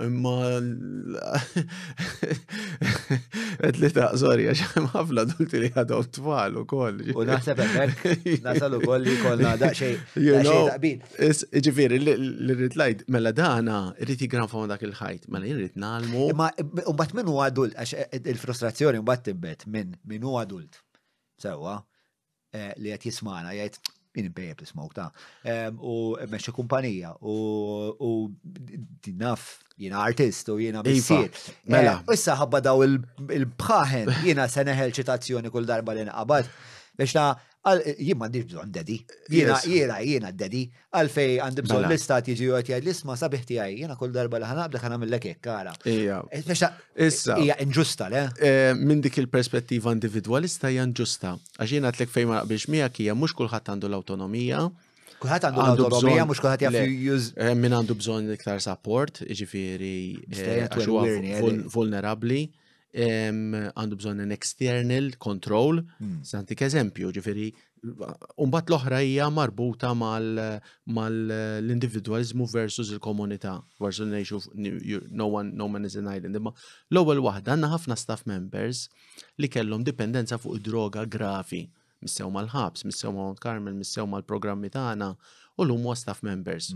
Gradwaw, għamlu smin clean, studjaw, u l-huma role models kbar u jagħmlu ħafna ġid fis-soċjetà u trasformaw ruhom, tajjeb, u dak id-batija trasformaw f'xi ħaġa tajba. Suġġett li konna ngħidu qabel, tajjeb. Daw jgħidu li ħafna minnhom ipejpu għandi xu jiena li prova naħseb inħabber rasi kif nista' ngħid l-istaff biex jifqu jpejpu, tajjeb. Pejpu l-smoke. Sigaretti, ok. Le, ma stax pejpu l-smoke. U taħdem il-Caritas. Ora ma xieġa tiġbid li saqajja. Nossok tiġbid li saqajja, naħseb. Le, onestament, kelli moment ta' ġenju kbir. Tajjeb. Ġiblit bis-siba. ħafna minnhom jgħidu li jaraw li speċi di ma tkunx aċċettata li l-istaff jista' jpejbu l-ħaxixa. Hemm reżistenza kbira x'aħna ovvjament immissu mad-batija tal-addiction u mad-batijiet kollha allura hemm repulsion, Però ħafna hemm numru kbir mhux kollha hemm min qed jieqaf ipejpu sigaretti, tabak. U jgħiduli istra jiena waqaft mill-eroina. Joħroġ minn dik l-addiction li kont naħseb li impossibbli. U sigaret ma stax nieqaf minnu. Ma nistax nieqaf, Għax, ovvjament, ħafna minnhom jgħidu l-isma' ma dam hemm l-ebda pulizija jiġri warajja, m'hemm ħadd jiġri warajja, aċċettat, m'hemmx external restrictions, mela dina l-argument huwa eżempju żgħir. Fejn għandek nies li meta jkollhom an external restriction il-papa li jgħidulhom dik ma tistax tagħmilha, dik ħatgħinhom fis-soċjetà, tajjeb. Issa, l-oħra, meta dak il-bniedem jgħidlek isma' minħabba dak, allura jien ma nistax impejjeb sigarett. Għajlu, isma, uħu noqgħod nieħu ċitazzjoni minħabba fih. Imma no minn Eżin Island, ġifieri hemmhekk jidħol il-valur tal-common good, il-Caritas għandha 4 valuri kruċjali mibnin fuq il-Vanġelu, il-solidarjetà u d-dinjità, tkellimna ħafna fuqhom, u mbagħad hemm oħra li sussidjarjetà ma nitlu ġewwa aktar tard, u il-common good. Jiġifieri, bħala stat, issa dan ovvjament il-perspettiva ta' kif tħares lej il-politika, jiena nara li l-istat bħala wkoll ġenitur, issa l-aqwa parenting huwa authoritative, firm but warm, li kollu outcomes tajbin għat-tfal fl-iskola u soċjalment. Mela jiena qiegħed miegħek qed nissapportjak, qed nimbuttak għall-awtonomija, qed nisimak mhux li ngħid jien imma qed nisma' l-opinjoni tiegħek. Imma hemm limit setting. Yes, jekk trid tigranfa ma' dak il-ħajt, granfa ma' dak il-ħajt għandek sentej. Però jien ħanoqgħod warajk ħalli jekk taqa' niġbrok. Inti trid tigranfa titla' fuq is-sodda. Però tara żmien ġifieri għax forsi jew trid taqbad dik is-sikkina. All right, under supervision imma. Jien għandi averżjoni kbira l-idea tal-istat bħala ġenitur. Ħarrispjega għalfejn. Ma forsi jista' jkun ġifieri jista' jkun isibu kompromess ta' bejnietna. Jista' jsibu kompromess bejnietna. Alla le. Għax jiena nħoss li l ħaġa aktar ma naqra fuq gvernijiet u fuq kif jiżviluppaw l-istati għandhom din it-tendenza l-istati li ħafna drabi jitnawru. Allura dina speċa iktar ma nagħti jeddiet power l-istat iktar qed nitfali lin-nifsi u l-bqija tas-soċjetà u kif is-soċjetà li tista' tispiċċa vittma ta' stat li huwa wisq kabbari. Dik il-ħaġa li diġà tbeżżani. Naħseb li huwa responsabilta forsi tal-istat, għalkemm iktar nara responsabilità tal-familji, però ovvjament l-istat irid jiffaċilita. Huwa illi it-tfal tagħna jkunu tfal. U mbagħad l-adulti tagħna jkunu adulti. Jiġifieri, u forsi maħniex qegħdin hemmhekk fis-soċjetà fejn qegħdin illum, però tara żmien fejn l-istat jieqaf ikun il-mami u d-dedi u forsi niżviluppaw ta' l-isma da forsi mekkanizmu illi qed naraw jew ħanutilizzaw għal ċertu ammont ta' snin sa ma il-bniedem ma nafx kif ħatamel del-kalkulu ta' ġifieri ikun autonomu biżejjed biex jagħmel id-deċiżjonijiet għalih innifsu. Għal darb'oħra jiena l-idea ta' collective toġobni f'ċertu stanzi. Però mbagħad meta jkun hemm din il-projbizzjoni fuq il-kollettiv u allura l-individwu ma jistax ikollu tip ta' eżistenza li jixtieq ikollu la darba mwet iweġġa l-ħadd. Għandi ħafna mistoqsijiet dwarha.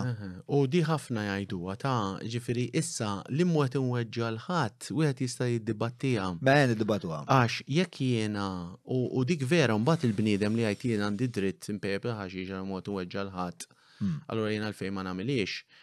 Wieħed jifhem għalfejn qed jgħid iżikola, speċi da minħabba dak jiena ma nistax ingawdi dil ħaġa sabiħa li qed tagħmel ħajja.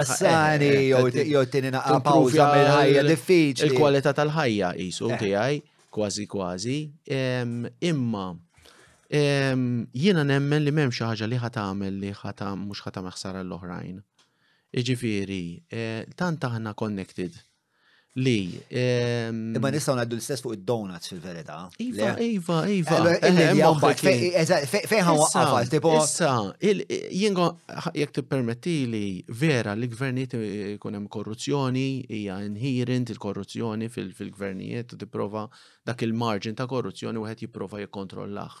Minix espert ta' soċjoloġija, imma ovvjament għandek il-medja libera li għandek importanti media b'saħħitha biex ikun hemm demokrazija nafu għax taqbad il-korruzzjonijiet tipprova tesponihom imma ħalli ma nagħmlux dik id-digressjoni ma nikkomplikawix. Però mela, jiena għatlek ma naqbix li kull adult huwa autonomu. Le, u inti għat li isma' ma temmix bl-idea. Għax inti kull ma tagħmel għandu ħsara fuq l-ar. Mela, jekk inti biex ikollok dak id-dritt, għandek iktar nies li ħajspiċċaw Mount Carmel, mela kellu impatt indirettament dak il-ftuħ fil-liġi. Imma jekk jiena qed nagħmel id-deċiżjoni ta' adult u forsi nistgħu naqbdu l-analogija ta' donuts.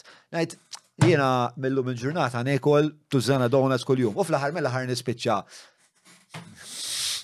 nispiċċa obeż u bid-diabete u ħajkollu bżonn jamputaw li żaqajja. Imma dawk il-kont tal-Mater Dei minħabba l-obeżità mhux ħoli ħafna u mhux ukoll għandu konsegwenza fuqna.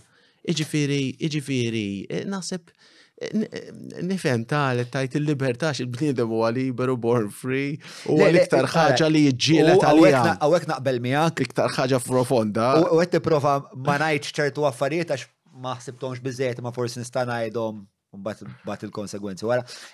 Ma jien għandi mistoqsijiet kbar fuq biex ta' li again tmur fuq l-individwu versus il-kollettiv. L-individwu għamel jiena għalija f'dinja ideali, l-individwu jagħmel l-għażliet individwali tiegħu u jagħmilhom u mbagħad iġor salibu.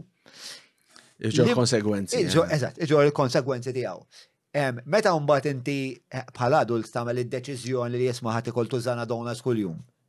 U mbagħad ħaddur fuq it-taxpayer u tgħidlu isma' ħallas l-insulina, ħallas l-kirurġija, ħallas l-open heart surgery, ħallas l-molla, ħallas li. Meta inti qed tagħmelhom dawk id-deċiżjonijiet, hemmhekk hemm mistoqsijiet li għandhom isiru. Jiena għalija din il-dilemma ta' bej id-dritt tal-individwu kontra ir-responsabilità tal-kollettiv hija mistoqsija li kontinwament għandna nistaqsu u naħseb hija pertinenti ħafna f'dak li qed niddibattu bħalissa jaraw inti f'relazzjoni ma' l-smoke. Jiena li qed nisma' John, jiġifieri ħanazzarda li besi kappell ta' psikologu u biċċa mija gżajra. Għax ikun trasparenti. Psychoanalysis, il-laċ għall-libertà u għal-freedom fil-ħajja tiegħek huwa valur importanti qawwi. U dak ġermen dejjem kun hemm storja warajha. Allura, u dan huwa f'dibattitu fejn hu mhux black and white imma grey qed nitkellem fuq l-ħamħa u sikrana l-ħażin u tajjeb kollha jgħixu flimkien.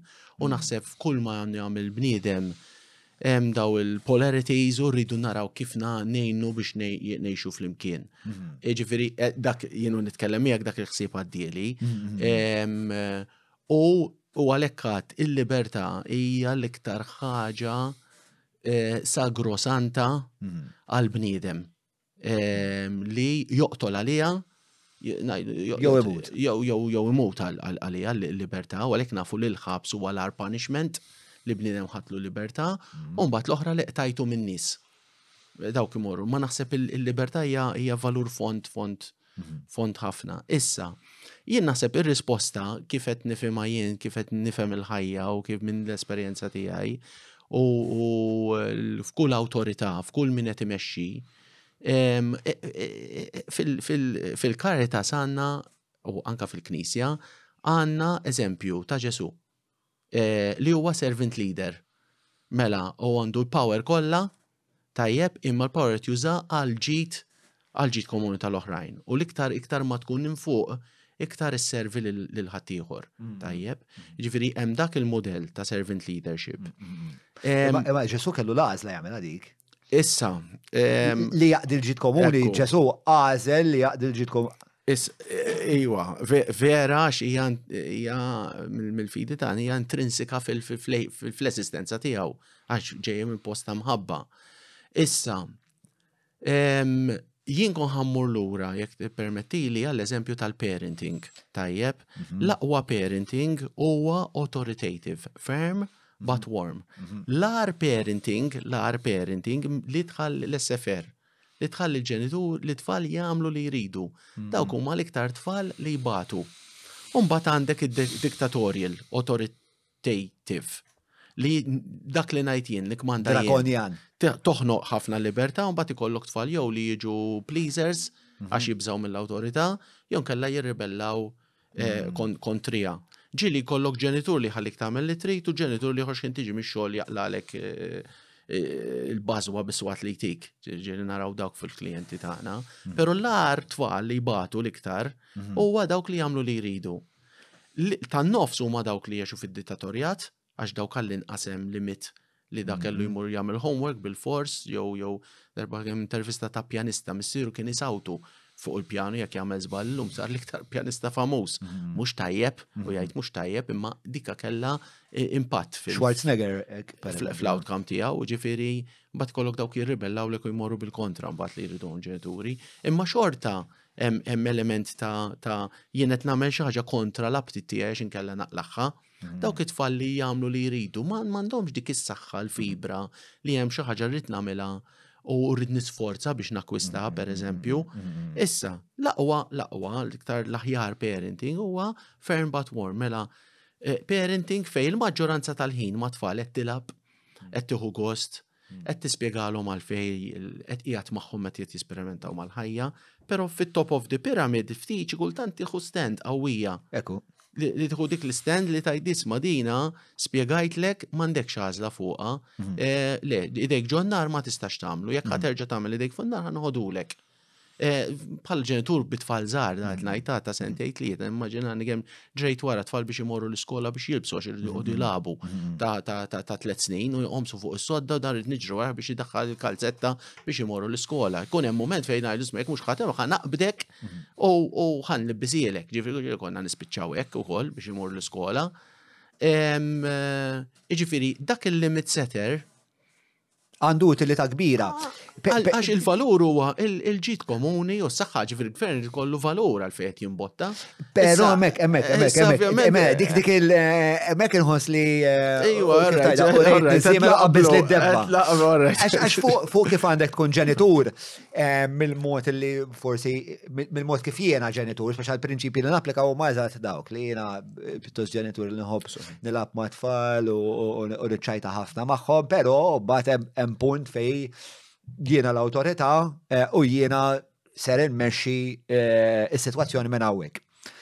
U fuq dik naqblu, ma dak huwa l-rwol tal-ġenitur li għalkemm jiena perswas ħafna minnu ma nistax ngħid li 100% ċert li din xi ħaġa li se taħdem, u fiċ-xokon tal-esperjenza tiegħi lest li nafda li probabbli din hija verament l-aqwa dinamika. Il-parti fej mbagħad l-sfumatura fejn għalek hija fejn nibdew nitkellmu li l-istat huwa l-ġenitur.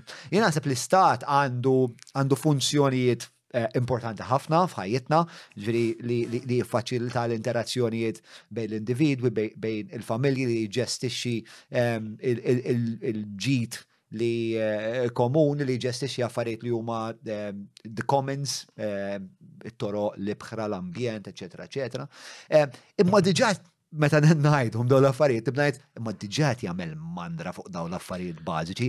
Aħseb wara jekk nafda l-istat ikun il-ġenitur tal-bqija tagħna. Biex tant hija responsabilità enormi, tant hija responsabilità illi se jkollha impatt pervażiv fuq ħajti.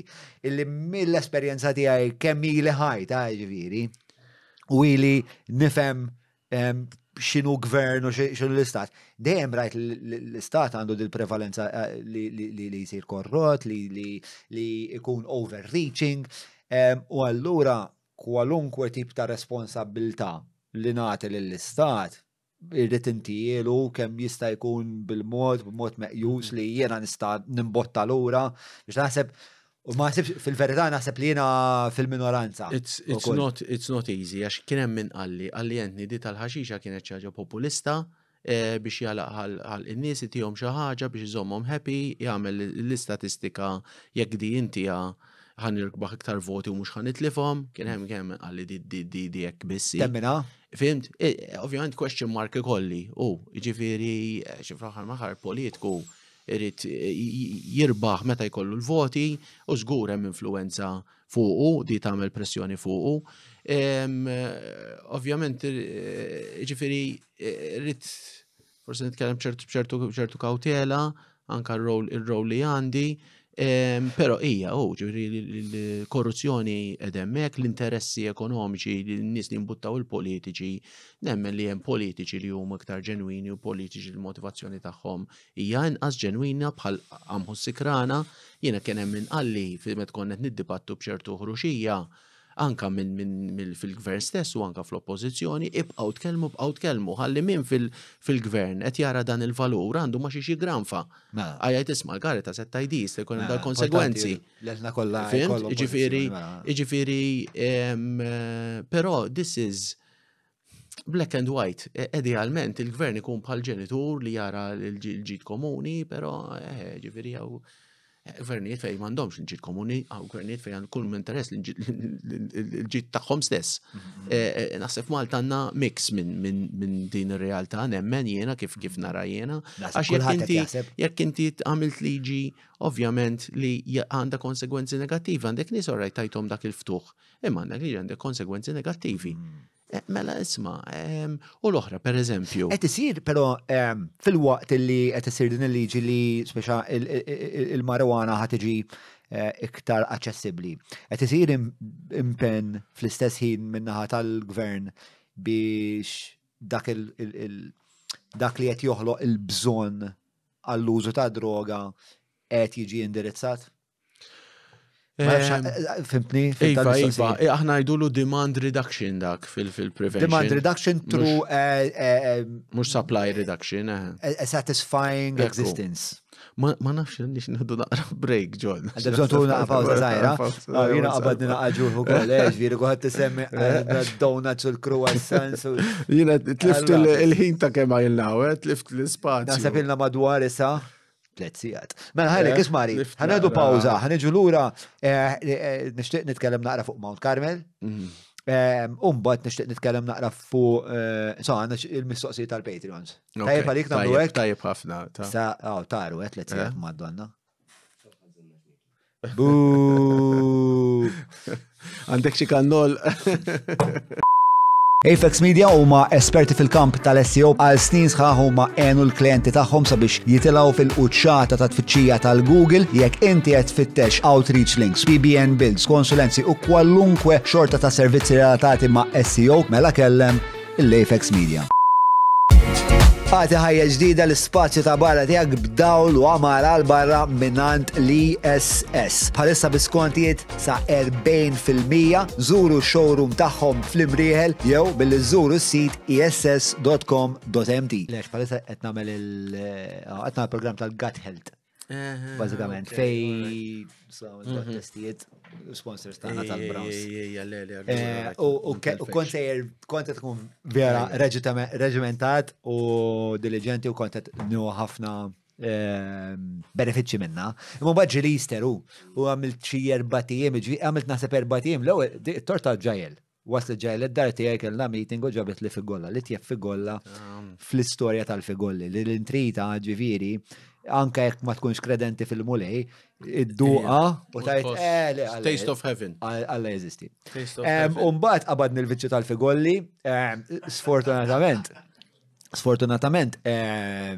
kelli supply kbira ta' figolli, għax fil-Easter kulħadd iġiblek il-figolli. Bħal kull min ikollu l-vizzju, fl-aħħar mill-aħħar il-kwalità tibda ma tibqax ta' tikasa, tiġi l-infigolla li dejk tikola, u għamilt 4 tiem u norqod nikol il-figolli. U għallura jessat nerġan nirraġġalura fuq il-program tal-Gut Health, u għallura daw il-kannoli għaw barrandi għabtit nisplodijom, is-soltu jkoll biex taxxa kollox. Is-soltu Bastian tal-Maple jibatilna sourdough. Sourdough, tajjem ħafna. Sourdough, zejta zabuġa, delizjus.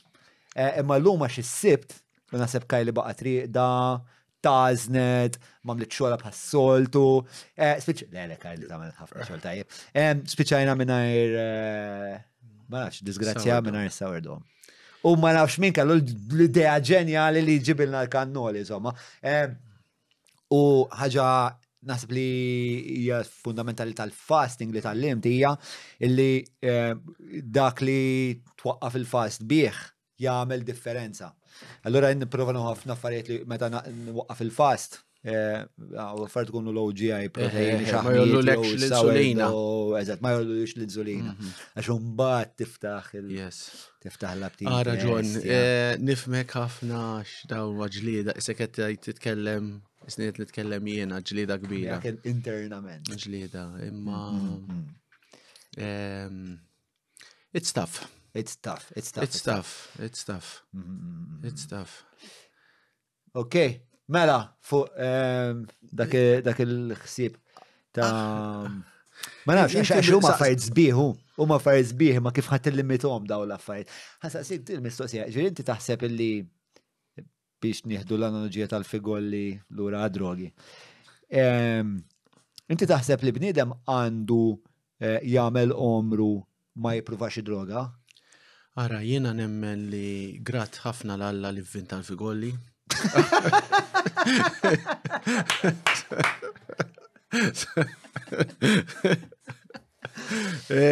U il-gost u il-pjaċir huwa parti mill-esperjenza umana.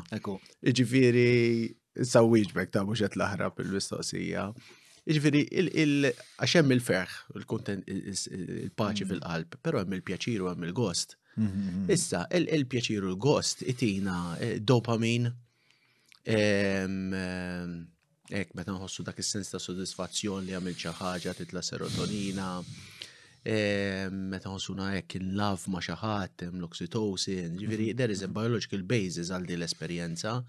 Hemm dawk l-endorphins li huma natural painkillers meta inti qed tagħmel sports jew edbati, dik hija parti mill-esperjenza umana, l-pjaċir is not a bad thing. Jiġifieri inti għad qisek li bda nemmen falla meta nieħu l-figolla. Jiġifieri jiena ġieli ngħid immur jew xi ħadd prepara xi jikla, this is a taste of heaven. Tista' tkun relazzjoni, tista' jkun is-sess. Jivjem ħafna esperjenzi li għatu l-pjaċir. Issa, x'kienet il-mistoqsija? Jekk taħsib li l-bniedem għandu jgħaddi omru mingħajr ma jipprova droga. Ara, noqgħod attent x'ngħid. Jiġifieri li inti tgħix il-ħajja u ġib il-pjaċir minn esperjenzi li m'għandhomx konsegwenza ħażina fuq saħħtek. Tajjeb, jekk timxi b'dak il-prinċipju, naħseb hemmhekk kun qed tieħu pjaċir mingħajr ma tagħmel ħsara. Lejk innifsek jew lejn l-oħrajn, tajjeb. Issa ma neskludix li xi ħadd jiena ma esperjenċajtx il-pjaċir bid-droga, bil-figolli, bil-pastizzi jgħixtu. Ġifieri xorta trid tikkontrolla toqgħod attent. Tazzambit, ikla tajba, is-sess f'kuntest ta' mħabba mal-mara tiegħi. Huma kollha toma tal-ġenna li inti tgħin il-ħaddieħor li tara l-ħaddieħor. Qed niftaħ ftit, imma Miguel, meta wasal fil-finish line wara dak il-100 kilometru, il-ferħ li kien hemm, il-ferħ ġenwin, u l-ħadd jinfaqa' jibki, jisma' lilu, dik hija taste of heaven. Ġifieri daw li tesperjenza l-pjaċir huwa ħaġa sabiħa. Issa, li ġaħat kellu esperjenza bis-sustanza u kienet transformative experience u ftakara mhux ħan iġġudika li ngħid isma' dejjem jew qatt, però ovvjament jiena personalment ħan inkoraġġixxi dejjem li inti esperjenzi ta' pjaċir tkun għexthom mod li inti tibqa' tiftakarhom u mingħajr konsegwenzi negattivi. Tajjeb, ġifieri ma laqx il-bib, imma rrid noqgħod attent. Anka pereżempju psikologi fis-60s kienu qed jesperimentaw bl-LSD, anka bil-ħaxixa, bil-cocaine. Freud prova jagħti l-cocaine il-pazjenti tiegħu. U mbagħad induna li dawn għandhom addiction factor qawwi waqaf. Hemm studji. Il-60s dak il-revoluzzjoni li kien hemm anka l-psikologi kienu qed jużawha u l-psikjatri ħafna droga.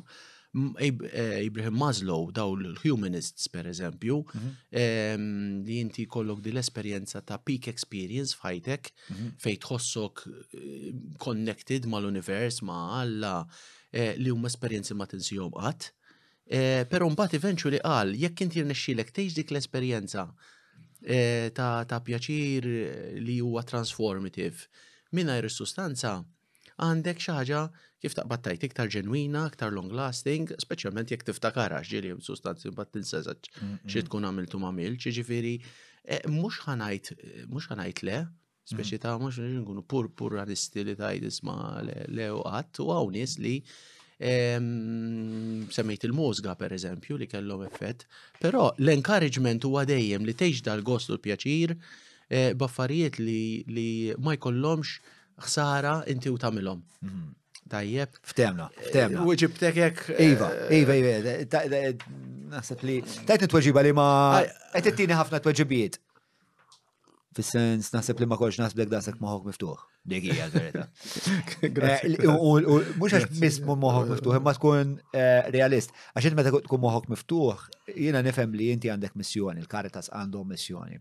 Però kultant iltaqa' ma' nies li ikollhom missjoni u ma tant tkun miopika l-viżjoni tagħhom illi ma kważi ikunu in denial li jeżistu fatturi oħrajn li jridu jikkonsidraw.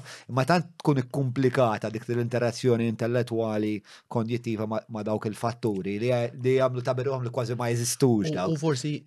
Però inti ħafna iktar qed inħoss li inti ħafna iktar konxu tal-fatt li daw il-fatturi jeżistu u ma parti mill-esperjenza umana u isek qed tagħmel distillazzjoni bil-mod ta' kif ħanġestu daw il-dimensjonijiet kollha. U forsi aħna jista' jkun kien hemm min ġieli kritikani jew kritikana li aħna rridu l-kontroll u di mhux pożizzjoni tajba, Caritas tidher restrictive. U għalhekk qed lajn mod titkellem fuq il-teorija u l-policy u l-prinċipju, mbagħad meta tidħol fl-esperjenza umana u kif xi kultant daw il-regoli u l-liġijiet mhux dejjem japplikaw għal kulħadd. Però aħna għandna l-vuċi tan-nies li jgħixu l-kalvarju. U meta tmiss ma' dik ix-xena, dik l-ottika, dik iċċaqalqek minn ġewwa u tajt isma' kemm nista' jkun li nagħmlu affarijiet li naqsu di ħsara. Anka kost li bniedem jiċċaħħad minn ċertu dritt jew. Jiena nissimpatizza. Nissimpatizza b'saħħitha ħafna ma l-idea li inti tara l-uġieħ. U tajt jiena nixtieq nagħmel minn kollox biex dan l-uġieħ nimmitigah. Però l-odot li hemm biex timmitigaħ dak l-uġieħ ma nasibx li huma esklusivament il-projbizzjoni u li twaqqaf il-ħadd ieħor billi jipparteċipa f'affarijiet li huma li ma jweġġawx il-ħadd ieħor. Have to work together. Jiena fl-authoritative parenting għad hemm ħafna ħin fejn inti tilab, fejn inti tissapportja, fejn inti tifhem. Però hemm il-momenti fejn taqta' lajn. Bispjega u b'kollox ma taqta' lajn. Ġifieri le mhux il-liġi biss, imma il-liġi tagħti messaġġ. Issa, hemm resident, meta kienet għamed il-liġi fuq, skużani, jekk għandhom xi jżdiedu l-ammonti, per eżempju, għal min jiqbad bit-traffikar jekk ikollu problema ta' droga. Il-residenti tagħna, 9 out of 10, diġennata. Għax aħna naraw il-perspettiva ta' dal-liġijiet mill-mod tagħna. Il-traffikarija mistoqsija kompletament differenti minn xi ħadd li tkun user li kasualment user. Per eżempju, wieħed minnu għalli jekk għandek liġi li mhux infurzata, isek m'għandekx liġi. Billa. Traffikar hemm dinja kera ħafna u aħna naraw dak id-dritt tal-individwu li jieħu l-ħaxixa. Imma preċiżament dik, u naħseb parti mill-argument b'saħħtu ta' min jixtieq jiddikriminalizza hija li kemm jista' jkun min jixtieq jkollu naqra naf użu rekreazzjonali u kreattiv tal-ħaxixa m'għandux għalfejn jirrikorri għad-dinja tal-kriminalità. Jista' jmur fil-ħwienet u speċjal. It's not straightforward. Hemm interessi kummerċjali, hemm interessi ta' crime, jekk inti għandek iktar klijenti, għandek iktar nies li jista' jkun morru għal black market, għax il-black market tkun orħos pereżempju, bħal meta tajt isma' l-kontrabandu ta' sigaretti jew ta' xorb. Ma jkunx hawn minnu dak għax tieħdu bi prezz inqas. Jiġifieri jekk għandek iżżid il-klijentela. Imma żgur illi naħdu pereżempju l-proibizzjoni tal-alkohol. Sewa, il-fatt li l-proibizzjoni tal-alkohol waqfet l-Amerika, żgur li kellha impatt kbir fuq il-kriminalità organizzata ta' Chicago, per eżempju. Żgur illi anke jekk ikunaw id-dekriminalizzazzjoni tal-marijuana ġo tal-pajjiż, żgur li s-suq f'daqqa waħda ħajmur biċċa minnu żgur ħajmur għal daw is-social clubs. Iġifieri xi impatt finanzjarju negattiv għad-dinja kriminali se jkun hemm. Jiena nemmen, it's not black and white, ġifieri l-alkohol ma ħsibx huwa eżempju li għandu jintuża għal sustanzi oħra, inkluż il-ħaxixa, ġifieri kif qed ngħid l-alkohol huwa very entrenched, ma nimmaġinanix we advocate lil banning tal-alkohol, ġifieri sakemm ma jkunx hemm popular disinterest fil-alkohol li mbagħad jiġi, sigaretti hemm naqra l-element li m'għadix moda, hemm restrictions li qed jeffettwaw issa ħirġa l-ħaxixa bħala moda, ġifieri l-bniedem idur id-dawra fihem tis-saqqa kien qabel kienet is-sigaretti issa hija l-ħaxixa.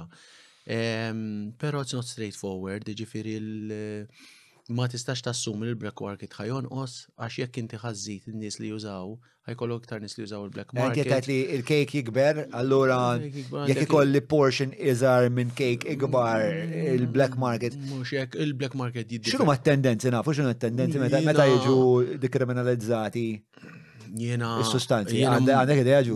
L-indikazzjoni ħanajdlek ħassib riċerka lem ħassib riċerka law. Pero riċerka li għalik black market jikber ukoll.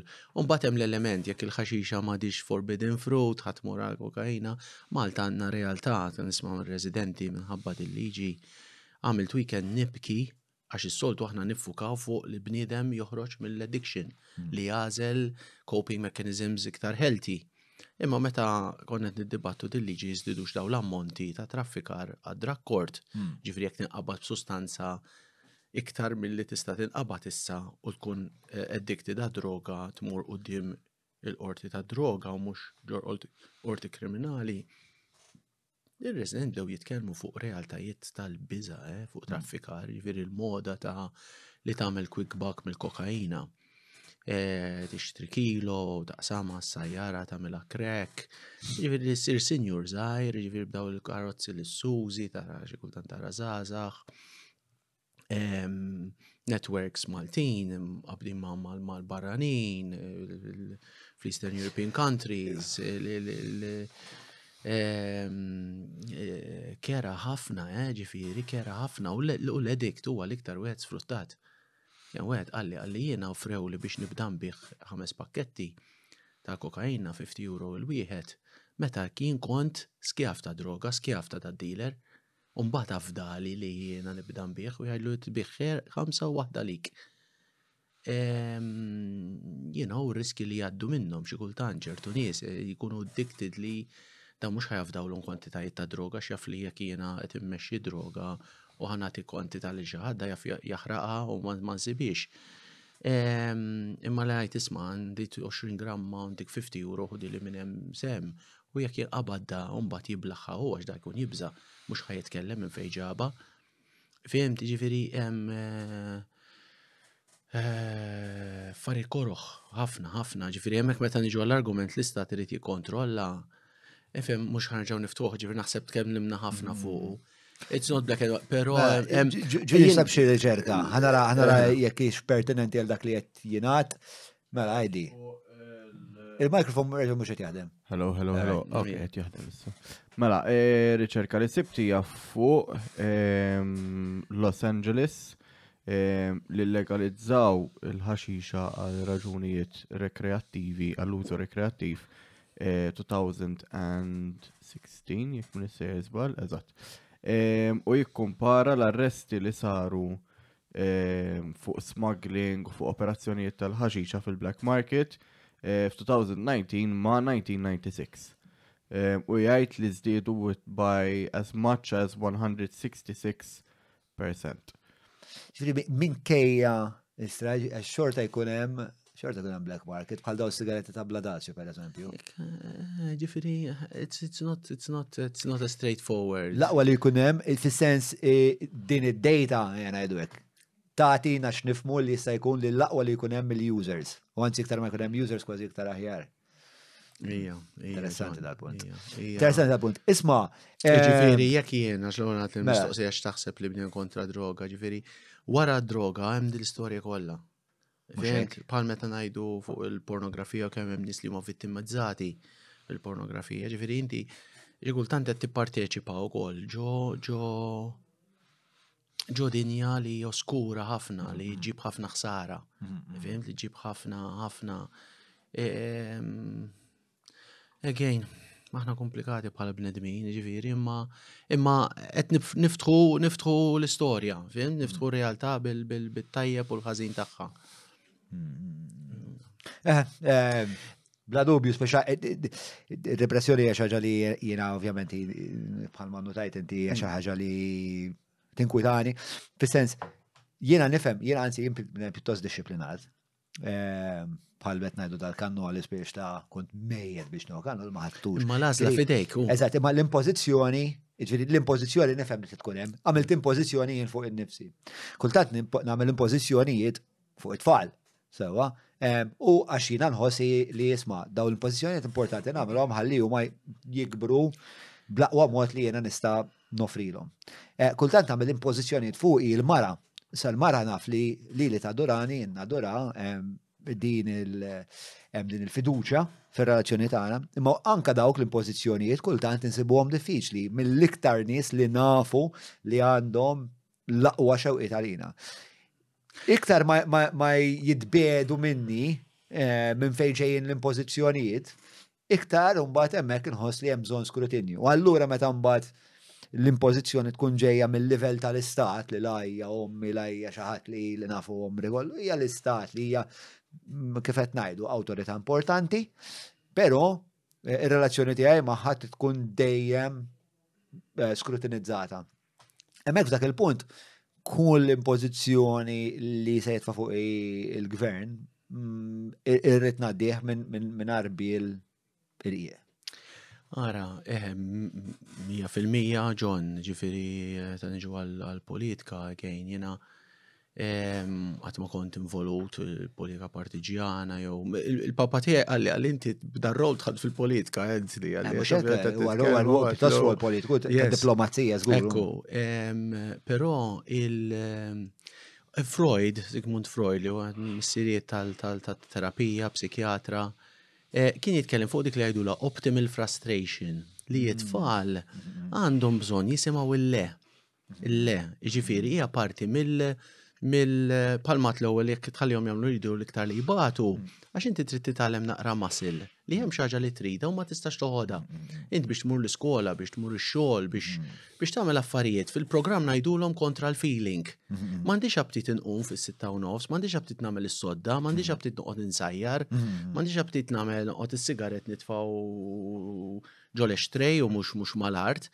Il-programm kontinwament taħdem kontra dal-instant gratification, għalli inti trabbi l-masil. Li inti once li għamilt iktar minn darba, mbagħad tiġi iktar naturali li tajt le għal xi ħaġa bħalma tinti John il-kannol.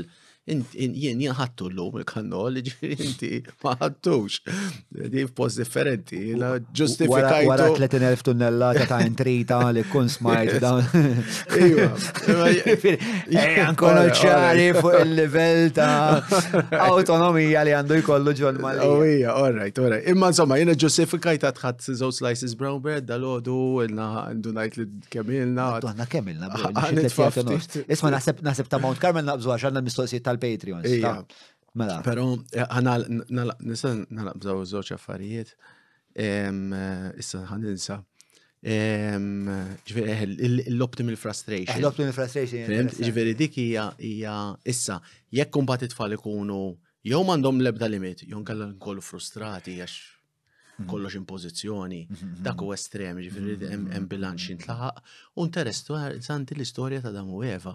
L-istorja ta' Adam u Eva hija about a forbidden fruit. L-bniedem irid kollox, ma qatx għandi kollox. Imma dik irrida wkoll għalli ma nistax. U dik fl-istorja hemm din il-messaġġ li inti jekk inti kollok kollox, titlef kollox. Ma jistax ikollok kollox fil-ħaġa dik ir-realtà. U ma jistax ikollok kollox. Ma jistax ikollok kollox, u min jgħix irid kollu kollox, jgħix fidwejja għax dejjem jaspira għal xi ħaġa li m'għandux. There is, però irrid Però anke dik, ġifieri inti jista' jkollok xorta tista' tkun ikollok ħafna affarijiet fil-ħajja. Ma tibqa' aspirazzjonali li inti tajt pereżempju jinnaf għandek Jien naf għandek per esempio għada tajba fis-soċjetà għandek status. Però tixtieq li tejjeb il-qada fiżika tiegħek. Li inti tgħix li dejjem ikollok dawn it-tragwardi. Ideal, hemm skop. Ovvjament dawn huma mhux kollha tragwardi kollox jista' jkun tajb u ħażin ukoll. Huwa xaw minn ix-xogħol isir addiction tiegħu jħalli l-familja tiegħu jkissirha. You know, ġifieri, u min joqgħod jagħmel ħafna exercise u mbagħad iweġġa' jkollu injuries u kollu jieqaf, ġifieri. Però hemm insaqsejt mistoqsija nixtieq nindirizza fil-qasir. Naf li mhux programm ta' qasir imilna biżejjed. Għax inti qed li taħseb l-istat qed jagħmel minn kollox għad-demand reduction li x'ismu għat li speċi jagħmel affarijiet biex jipprova nies ma Lex la darba introduċa lill-liġi li naħseb ħafna bid-data tikkonkorri ma dak li qed tajt inti li ħad iżdied id-domanda mir-riċerka li għamilna dik tinstema pjuttost veritiera. La darba jafhom dawn l-affarijiet l-istat. Qiegħed jagħmel mezz illi b'xi mod jimmitiga din id-domanda. Ara, dan l-approach trid tagħmel kollox. Iġi ma tistax tagħmel biċċa u biċċa l-oħra ma tagħmilix, jekk trid riżultat ta' soċjetà u ħajja sana. Ovvjament, nitkellem il-perspettiva tiegħi tajjeb, ġifieri kif qed nara l-affarijiet jiena wkoll, int trid tattakka kollox fis-sens ta' trid taħdem għal demand reduction, trid tnaqqas il-supply, irid kollox jaħdem flimkien li dikka mhux dejjem faċli. Tajjeb, li hemm affarijiet bħal sports pereżempju. Ġifri għanna s-support ta' Sport Malta f'daw il-Caritas Run for Life, per eżempju, jekk tara n-nies involuti fl-sport, mill-Covid law, ħraxu għaw ħafna clubs, għaw ħafna fejt mur, ġifiri nemmen li kien għaw iktar impetu qawwi, ġifiri hemm affarijiet pozittivi, tara l-kultura, tara l-mużika, tara s-finis, ovvjament. Jien naf jekk inti tara ċertu servizzi tagħna, ġifiri aħna pala nemmen li xi kultant noqogħdu ngergru naraw in-negattiv. Imma jekk bniedem qabad fi problema għandu fejn imur, dejjem hemm xi kritika u timmeljora, ġifieri imma hemm affarijiet tajbin. Ovvjament il-mistoqsija li tqum li jiena hija f'daw is-snin fejn kien hemm dal-iżvilupp ta' affluwenza qawwija ħafna. Li ġabet ukoll konsegwenzi magħha fuq il-popolazzjoni, fuq l-ambjent, fuq l-istress. Isnu xi kultant nispiċċaw rridu ninvestu l-flus biex insewwu l-affarijiet li krejajna. Fimt? Imma ma stax tajt li m'hemmx, fimt? Imma ovvjament. Studju interessanti dak. Inti ma stax kollok demand reduction u mbagħad ħalli ċertu libertinaġġ. Għax isek qed Lej, jekk ħatat il-libertinaġġ. Tipo jekk ħanħallik is-suq, ħantik ukoll il-liċenzja u ngħidlek kif tużad l-aħba karozza. Ekku, ġifieri. Imma isu l-licenzja għat ma kienet parti mill-pjan, taf kif? Pero la semmejt il-licenzja jien meta bdejt insuq il-karozza kienet iddejjaqni seatbelt. Kien kultura ma tbis seatbelt meta bdew ġejjin iċ-ċitazzjonijiet, kulħadd beda jilbisha, għalli nitkellem għalija. Ħas li analoġija differenti bil-ismu. Tipo billi nilbes is-seatbelt mhux daqqa waħda ma nistax nara l-kuluri qabel ma norqod, taf kif m'hemmx esperjenza pozittiva li jett n-negħ. Naħsebet la jew, ġol. Jista' jkun, jew forsi, ma nafx, forsi badna ħafna firi u forsi dan mhux daqshekk interessanti daqs l-oħrajn, ma jimpurtax. Issa ngħaddu għall-patruni jistaqsu, fejn il-Patreons bħalma taf jistaqsu xi mistoqsijiet din il-parti miġjuba mill-bibtani tal-Browns, partikolarment mill-programm tal-Gut Health li għaddej bħalissa, ħanitlob maħfra u penitenza ta' dawn l-4 tiem li għamilt noxa fl-ġubijiet tal-Figoli? Ta' dawn il-festi, dawn żmien ta' festi. Imma ma nistax nisottolinja kemm għamlet li differenza f'ħajti il-fatt illi għandi ħafna iktar kontroll fuq kif nibbilanċa il-flora tal-gatt tiegħi kemm bħala għall-ħares m'għandix dal-livell ta' enerġija fiżika u mentali, birrata li għaddej bħalissa ta' bil-dokumentarju, il-podcast, il-kazin, kollox id-dej għandi tfal, għandi mara id-dar, daw l-affarijiet kollha, ġifieri kien tajnuna kbira illi sibt dan il-programm ta' Gut Health u għal-daqstant nirrakkomandah ħafna. Mela ħanibdew bl-ewwel mistoqsija mill-patruna tagħna li hija Eleanor Gatt. Eleanor tistaqsi. Taħseb li hawn Malta neqsin mill-parenting skills li wasalna soċjetà fejn tfal biex intuhom kollox ma hemm sens ta' sagrifiċċju self-control biex ma jaqgħux għal-vizzi? Naħseb hija sfida. Naħseb hawn familji li qed jippruvaw laħqu mal-ħajja fuq diffiċli tlaħħaq mal-ħajja. U hawn familji qed jiġru wara l-materjal. Allora xorta ma jlaħqux mal-ħajja u tfal xi kultant jintlesew. Għandna birth rate ta' tfal baxxa ħafna wkoll, ġifieri. Imma tigam it-tfal daw it-tablets, il-mobiles, qed servu naqra tal-alienazzjoni ta' gazaza li hija perikoluża. U gazaza li tibqa' miegħek għal ħafna snin. Ejja, ġifieri. Qabel gazaza kont taqtaħħa minna. Hija gazaza perikoluża ħafna. Hemm riċerka f'Malta li tfal igergru li l-ġenituri tagħhom naqa' nervużi. M'għandhomx biżejjed ħin għalihom. Ovvjament ma ġimpenġi stamba li qed tiġri, però hija sfida reali nemmen li u kif għadt it-tfal l-iktar li għandhom bżonn il-ġenituri hija li jilagħbu magħhom.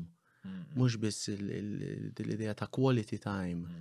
Trid il-quality u trid il-quantity. Sewa, il-mistoqsija li jmiss ġejja minn Ġajel. Vola li Ġajel, u Eleanor, vola li Eleanor. Fil-podcast ma' Julian u semma moment meta mar Mount Carmel u l-esperjenza kera li kellu in comparison ma' residenza li kien fiha. Jiena għadni kif naqbżu biċi ta' Mount Carmel Ġajel għalet le. X'inhu ma' ħsibijiet tiegħek dwar il-kura li tingħata f'Mount Carmel? Ara, nemmen li bħalissa hemm problema. Problema reali, ovvjament hemm nies li huma dedikati u għandhom ħafna mħabba. U hemm ukoll f'dal-isfond hemm kriżi wkoll, ġifieri kemm il-binji tal-isptar fih innifsu, nisimgħu ħafna fuq il-medja.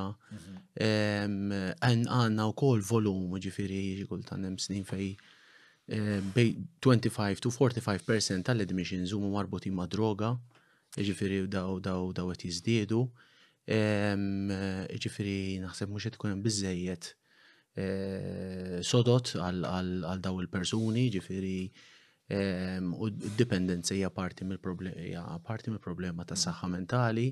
Naħseb hemm element ta' preġudizzju wkoll għan-nies li għandhom problema ta' droga li jitlu Mount Carmel. Ġifieri nifhem li l-drittijiet tal-nurses u tal-istaff u l-unions titkellmu, ma pereżempju hemm kondizzjoni li jkollok żewġ persuni b'dipendenza jew bi problema ta' droga ġew ward. Tajjeb, imma ovvjament m'hemmx biżejjed sodot, ġifieri. M'hemmx biżejjed wards naħseb qed tgħid. Ġifieri u inti għandek jista' jkun jekk xi ħadd daħal għax għandu problema mentali ma juża l-ħaxixa wkoll imma di mhix problema ġuri, jitqies pereżempju bħala waħda mis-sodot taken up. Ġifieri. Għalfej għamlu għadik id-deċiżjoni. Għandna hemm realtà wkoll li xi nies li jkunu qed jużaw id-droga li jkunu kaotiċi ħafna li qed għandhom psikożi jew nkella hemm pattern ta' użu ta' nies li ma jħossuhom mhumiex lesti għall-programm li forsi m'għandhomx fejn joqogħdu li r-rimi tas-soċjetà ġifieri ħadd ma jista' jilqagħhom jidħlu hemm jekk ikunu aggressivi pereżempju, ġifieri hemm ċertu perikli abbinat ma' ċerti individwi li jkunu qed jgħixu f'dan il-kaos. Ġifieri nifhem ma tridx li persuna tkun aggredita fuq ix-xogħol, ġifieri, però mbagħad ma dawk isu jeħel kulħadd ġo kaxxa waħda u ma naħsibx għandna biżżejjed għajnuna għal daw il-persuni, ġifieri.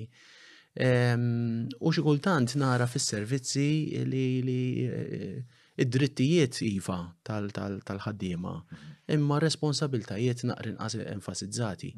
Jiġifieri kif qed tgħid rrid noqgħod attent u di tapplika across the board naħseb fis-settur tal-pubbliku. Jiġifieri li jiġu improvjati l-kundizzjonijiet tax-xogħol ħaġa tajba ħafna imma għandek min ukoll imbagħad imur għall-paga. U da huma nies pazjenti bil-problemi ta' saħħa mentali għandhom bżonn ħafna mhux biss li morti hemm għamilt il-paga għamilt il-minimum imma tagħti the best lilhom. Issa ġieli jgħidulna nisma' kif insipaw ma' il-Caritas Ir-realtà tal-NGOs u tal-qdiet volontarji li jkunu qed jaħdmu f'da s-setturi jkunu ġejjin b'sens ta' vokazzjoni qawwi. Fimt li qegħdin hemm mhux għall-paga, paga hija importanti. Hemm min fl-awtorità li manka għandna ftit minn dak l-ispirtu għax jiena kif nitlob nagħmlu xi ħaġa ekstra iqumu l-irwifen kollha. Jon kalla tidħol ġo ward u għandek wards tara nurses jitħabtu, per eżempju, anka f'daw il-wards ta' fejn il-persuni bid-droga, jinna finsemmi fil-female DDU, per eżempju, hemm dik l-imħabba, hemm dik il-passjoni. Mbagħad hemm wards oħra tmuru tara kulħadd fl-staff office u l-pazjenti għarriħom. Fimt? Ġifieri, problema hemm problemi sistemiċi, però jekk ma jiġux indirizzati, ħajkollna aktar nies fit-triq li mbagħad il-dipendenza teħrax fil-homelessness, f'użu ta' droga barra, f'inċidenti. Fimt għax jekk dawn ma jsibux. Din hija problema li qed tikber. Jekk ma jsibux sodda, pereżempju, f'Mount Carmel għax bħala fl-emerġenza tal-kaos li jkunu qegħdin fih, ġifieri dat nsemmilek persuna li la qed tużu l-kokaina, tilfet il-kontroll, il-familja waqfet, spiċċat barra triq, di ma tafx ħadd tagħmel, ma tistax tieqaf, tisraq lem, tisraq law. Ġieli tajt isma' ħej, m'għandix fejn immur, fejn ħaqbad immur, programm ma tistax tidħol, għax programm ma tistax tidħol mill-lum għall-għada hekk, għax programm hemm preparazzjoni u motivazzjoni qawwija, għax meta jidħlu fi kriżi, mbagħad meta jistejqru jitilqu l-barra mill-ewwel, m'hemm mhux ikun biżżejjed sodot għal dal-containment. Issa jekk dawk ma jitlux hemmhekk, mela jkunu barra triqu bil-konsekwenzi, ġifieri qed nibdew naraw il-problema. Okay. Mela, Julian staqsi. X'inhi d-differenza bejn dipendenza u addiction? Fit-terminu tal-addiction hija l-istess ħaġa. Ġifieri meta ngħidu inti fid-Diagnostic Statistical Manual fil-manwal tal-lista tal-mental disorders, fid-droga għandek substance abuse disorder jew substance dependence. Tajjeb, dipendenza hija iktar livell iktar fond ta' ħakma ta' droga mill-abuse. L-abuse tista' tkun qed tabbuża għandek konsegwenzi ma mhux tħossok tgħix minn ma tistax tgħix minn id-droga. Dipendenza jew addiction hemm element fejn inti tħossok li inti minn id-droga ma tistax tgħix. Allura inti maħkum, allura f'dak il-każ jiġu l-istess ħaġa. Mela, fuq dik il-nota teknika dik kienet l-aħħar mistoqsija. Ma nafx għandek forsi xi ħaġa li tixtaqsam magħna rigward l-esperjenza tal-konverzazzjoni. Fil-fatt tfakkarni fil-mistoqsija li saqsejtek l-ewwel.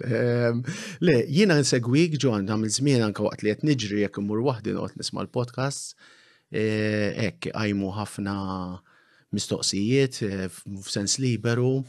Ġifieri joġobni ħafna u nammirak ta' dan ix-xogħol li qed tagħmel. Allura ħassejt privileġġ meta studentni, ġifieri hekk ħassejtni onorat. Għandek tim vera ħelu, atmosfera relax, l-ambjent vera sabiħ, u għed tamel ħafna ġit ukoll. Grazzi ħafna. Kelli kurzi ta' x'kien studentni. La, pjuttost self-evident, jina bl-Inglis ma' fxil. Ovvijament inti jgħed fit-tmun ta' organizzazzjoni. Dak xkellek f'moħħok. Illi jgħed fit-tmun ta' organizzazzjoni illi jgħed iġġestixxi fenomenu soċjali li naħseb aktar ma jmur, aktar speċjal qed isir pertinenti. Il-ħin kollu qiegħed jinbidel. Allura tajjeb li nitkellmu jien nitkellem u ħadd ieħor jisma' konverzazzjoni ma' xi ħadd li qiegħed at the forefront tagħha. Aktar minn hekk inħoss li ħafna drabi meta tiġi mistiedem b'nadi oħra forsi taqbad tema jew oħra. Fil-każ tal-podcast provajt li l-ewwel nifhem il-bniedem minn hu għalfejn il-bniedem huwa kif huwa u fundamentalment kważi filosofikament kif huwa qed jaħseb. U mbagħad minn hemmhekk bdejt bil-mod nifhem x'tagħmel int fid-dinja. U naħseb dak il-mod inkun nista' nifhem inti bħala persuna bħala karattru li qiegħed fuq quddiem net f'din il ma nafx ikux taqtija jew ma tiġġestixxi din ir-realtà. Tajjeb li nkunu nafu wkoll ilek. Nirringrazzjak Ġon, nirringrazzjak ħadd gost ħafna u jalla nkunu għamilna ftit ġid flimkien ukoll. Dik it-tama, isma' importanti ħafna. Jekk xi ħadd bħalissa qiegħed id-disprat, qiegħed f'pożizzjoni vera ħażina u għandu bżonn lajnuna x'jagħmel. Faċli ħafna jew jaqbad telefon 2219 9000 jagħmel appuntament jew anke jiġi drop-in. Caritas Community Center bla tal-Bajda. Ok, biex jisib lista Caritas Community Center bla tal-Bajda. Ma il-numru ta' telefon ġatieħ? 22199000. Ok. Anka tu Facebook jistaw jibatu messaġġ fuq Facebook, jiġifieri aċċessibbli ħafna. Ovvjament jekk bniedem għamil appuntament, x'jekk jiġi drop-in u kulħadd meħud b'appuntament bniedem kollu jistenna, imma l-aħjar bniedem jagħmel appuntament, imma anka f'każ ta' sitwazzjoni fej għall-inqas għamel kuntatt, għamel touch u l-proċess beda minn hemmhekk. Tajjeb ħafna. Alright.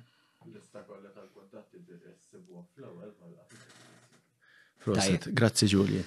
Well done, alright. Proset, grazzi immens ta' Rizafna ta' xogħol tiegħek. Welcome. Ma tlaqna naqru xi ħaġa sawa. Saħħit. Thank you.